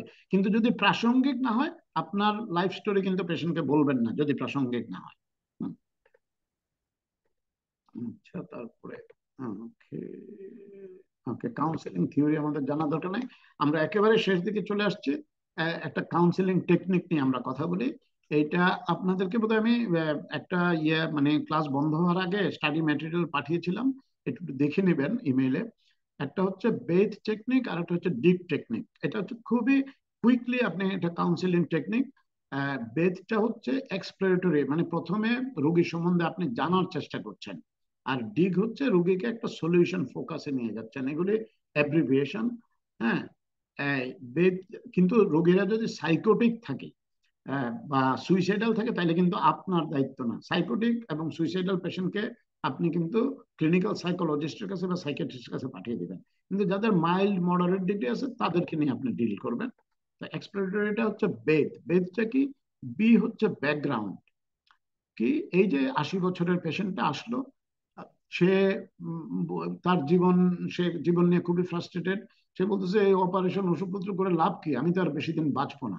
হ্যাঁ, তখন আপনি তাকে এক্সপ্লোর করা, সে কোনো ট্রিটমেন্টে যেতে চাচ্ছে না, সে বেশি দিন বাঁচবে না, সে মানে ঘরের মধ্যে বিমর্ষ হয়ে পড়ে আছে, সে ডাক্তারের কাছেও যাবে না, কিছুই করবে না। এরকম রোগীও কিন্তু আপনারা পাবেন, যে যে যে জানে যে তার এরকম একটা কন্ডিশন, টাকা পয়সা খরচ করার দরকার নাই, ইয়ে করার দরকার নাই, আমি তো আর বাঁচবই না, খামাখা আমাকে নিয়ে তোমরা টানাহেচড়া করো না। তখন আপনি তার ব্যাকগ্রাউন্ড, যে আপনার জীবনে কি হচ্ছে, হ্যাঁ, এটা আপনি তাকে জিজ্ঞেস করবেন। সে হয়তো জিজ্ঞেস করবেন যে বাবা কি আর হবে, আমার তো এই ব্যাপার, খামাখা আমার ছেলে মেয়েরা আমাকে ডাক্তারের কাছে নিয়ে যেতে চায়, আমার ব্যথা হয়েছে থাকুক, আমি তো মরেই যাব। Effect, how do you feel about that? কিন্তু এই যে আপনি বলছেন যে আপনার ছেলে মেয়েরা আপনাকে নিয়ে যেতে চাচ্ছে, এটা কি মনে হচ্ছে না যে আপনার প্রতি তারা কেয়ার করছে? অথবা আপনি যে ক্যান্সার হয়েছে, আপনি বেশি দিন বাঁচবেন না, আপনার কাছে মনে হচ্ছে, এটা আপনার কেমন লাগছে? সে বললো যে কেমন আবার লাগবে, আমি খুবই ডিপ্রেস, হ্যাঁ, আমার কিচ্ছু করতে ভালো লাগে না। আপনি ওইটাতে কোনো সলিউশন দিবেন না, আপনি তার এটিচিউডটা বোঝার চেষ্টা করবেন। তারপরে এই যে আপনার ক্যান্সার হয়েছে বা আপনার ট্রিটমেন্ট করতে, অপারেশন করতে হবে, টি হচ্ছে ট্রাবল, এটা আপনার কি ট্রাবল? তখন সে বলবে যে বাবারে, ওই যে আমার মেয়ের তো বিয়ে হয় না, এটাই আমার ইয়ে হয়, আমি তো মারা যাবই, এটা নিয়ে আমি চিন্তা করি। তার মানে আপনি জানবেন যে এই ইস্যুটা অ্যাড্রেস করতে হবে কোনো না কোনো সময়। তারপরে BATH, এইচ হচ্ছে how are you holding this, তাহলে আপনি কিভাবে কোপ করছেন আপনার এত এত সমস্যা। তো উনি বলবেন যে বাবারে আমি তো আর কোপ করতেছি না, এই ঘরের, সে হয়তো তখনই আপনার সাথে সামনে কান্নাকাটি শুরু করবে, অথবা আমার কিছু ভাল লাগে না, আমাকে আল্লাহ যাতে আজকেই মেরা ফেলে, মানে এই ধরনের সিমটম সে দেখাবে। আর হচ্ছে আহ, এটা হচ্ছে that must be difficult for you, it sounds terrible. এটা ওইভাবে হয় নাই, তাকে জাস্ট আপনি বলবেন আর কি যে হ্যাঁ আপনার কষ্টটা আমি বুঝতে পেরেছি, আপনার কষ্টটা তো আসলেই খুব কঠিন, তাহলে আসেন আমরা কিভাবে স্টেপ বাই স্টেপ অ্যাপ্রোচ দিয়ে আপনাকে হেল্প করতে পারি, এটা নিয়ে আমরা আলোচনা করব। এখন ডিগ, ডি হচ্ছে DIG, এটা হচ্ছে আমরা সলিউশন ফোকাসড, এটার জন্য একটু বেশি টাইম লাগবে। ডি হচ্ছে ড্রিম দি মিরাকল।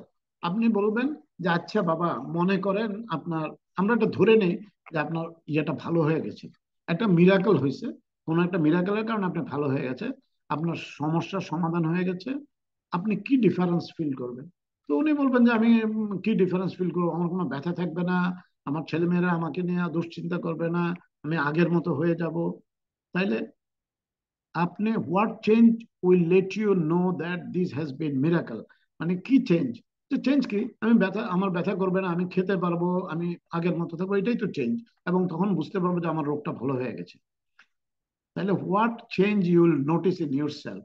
হ্যাঁ, ওই তো আমি যেটা বললাম আপনাকে, যে আমার ব্যথা নাই, আমি এখন ভালো ফিল করতেছি, আমার কোনো রোগ নাই, আমি ঠিক আগের মতো। তাহলে অন্য লোকেরা আপনার মধ্যে কি চেঞ্জ দেখবে? যে হ্যাঁ, আমি কাউকে বিরক্ত করছি না, আমি বাসায় কান্নাকাটি করছি না, আমার মেজাজ খারাপ করছি না, আমি ডিপ্রেস না, আমি আমার মেয়ে নিয়ে চিন্তা করছি না, এটা সবাই দেখবে যে আমি আমার আগের মতোই আছি। তাইলে how their behaviour will be affected by your change. হ্যাঁ, তারাও আমার জন্য দুশ্চিন্তা করবে না, তারাও আমার জন্য মেজাজ খারাপ করবে না, তাদেরও টাকা পয়সা নিয়ে চিন্তা করতে হবে না।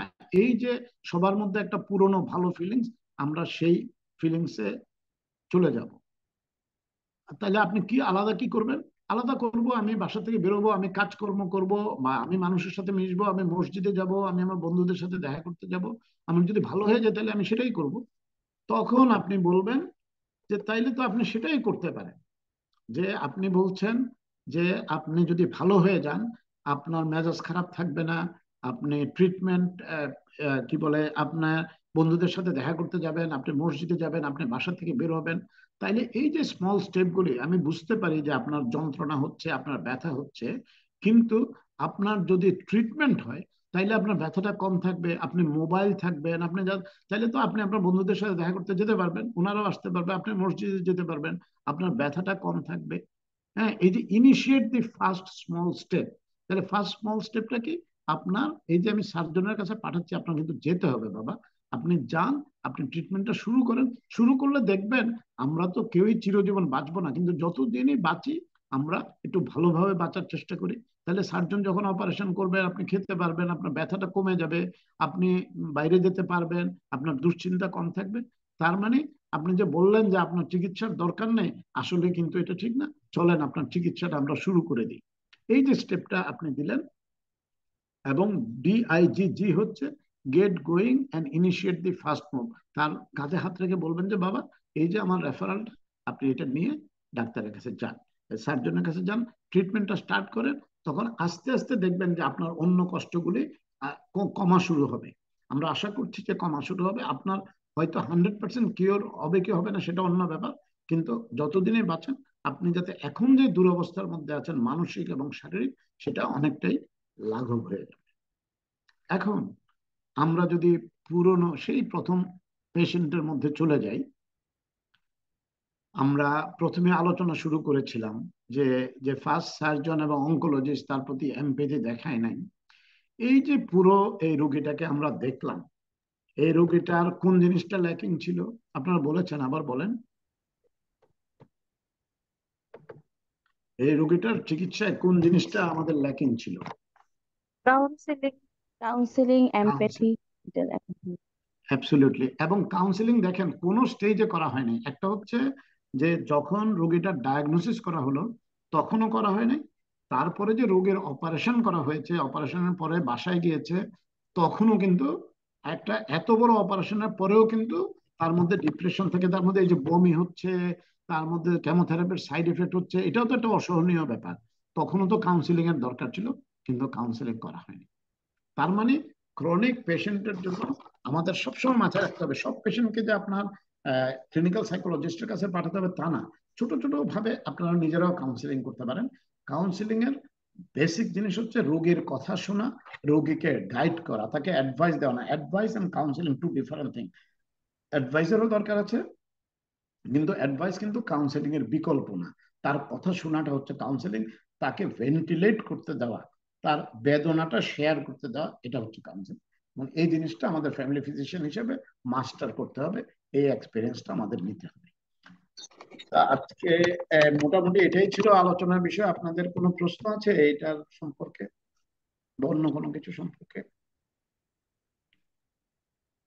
স্যার, এই ভিডিওটা কি আবার আপলোড করে দেয়া হবে কি স্যার? হ্যাঁ হ্যাঁ হ্যাঁ হ্যাঁ, আজকের এটা জি রেকর্ড স্যার। হয়েছে তো, এটা জি লেকচার স্যার। মেটেরিয়ালও আমি আজকে পাঠিয়ে দিব এটা আপলোড করার জন্য। স্যার পিডিএফটা পাঠাই দিন স্যার। হ্যাঁ পিডিএফ, স্লাইড গুলোর PDF পাঠিয়ে দিন স্যার। হ্যাঁ হ্যাঁ হ্যাঁ পিডিএফ জি পাঠিয়ে দিব। ওইটা ওই যে জামিউল সাহেব গতকাল আপনাদের ক্লাসটাও পাইনি স্যার, ওগুলো একটু আপডেট তাড়াতাড়ি দিলে আমরা একটু মেকআপ করতে পারবো স্যার তাড়াতাড়ি। রাইট রাইট জামিউল সাহেব কি আছেন অনলাইনে?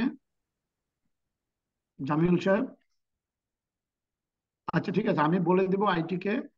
আগেরটা আমারটা আমি আজকে রাতে না পারলেও কালকে পাঠিয়ে দেওয়ার চেষ্টা করব, যাতে আপনারা এটা পেয়ে যান আর কি। সবগুলি আপনারা পেয়ে যাবেন, আর ভিডিও রেকর্ডও আপলোড হয়ে যাবে, যাতে আপনারা আপনাদের সময়ে মানে সুবিধাজনক সময় দেখতে পাবেন আর কি। হ্যাঁ, আর স্পেশাল রিকোয়েস্ট, আপনারা কিন্তু ওই প্র্যাকটিক্যাল ক্লাসটা মিস করবেন না, কারণ প্র্যাকটিক্যালের তো ভিডিও ইয়া হয় না। আর হাতে কলমে শেখা আর ভিডিও দেখা, তাহলে তো মানুষ ইউটিউব দেখেই শিখে ফেলতে পারে।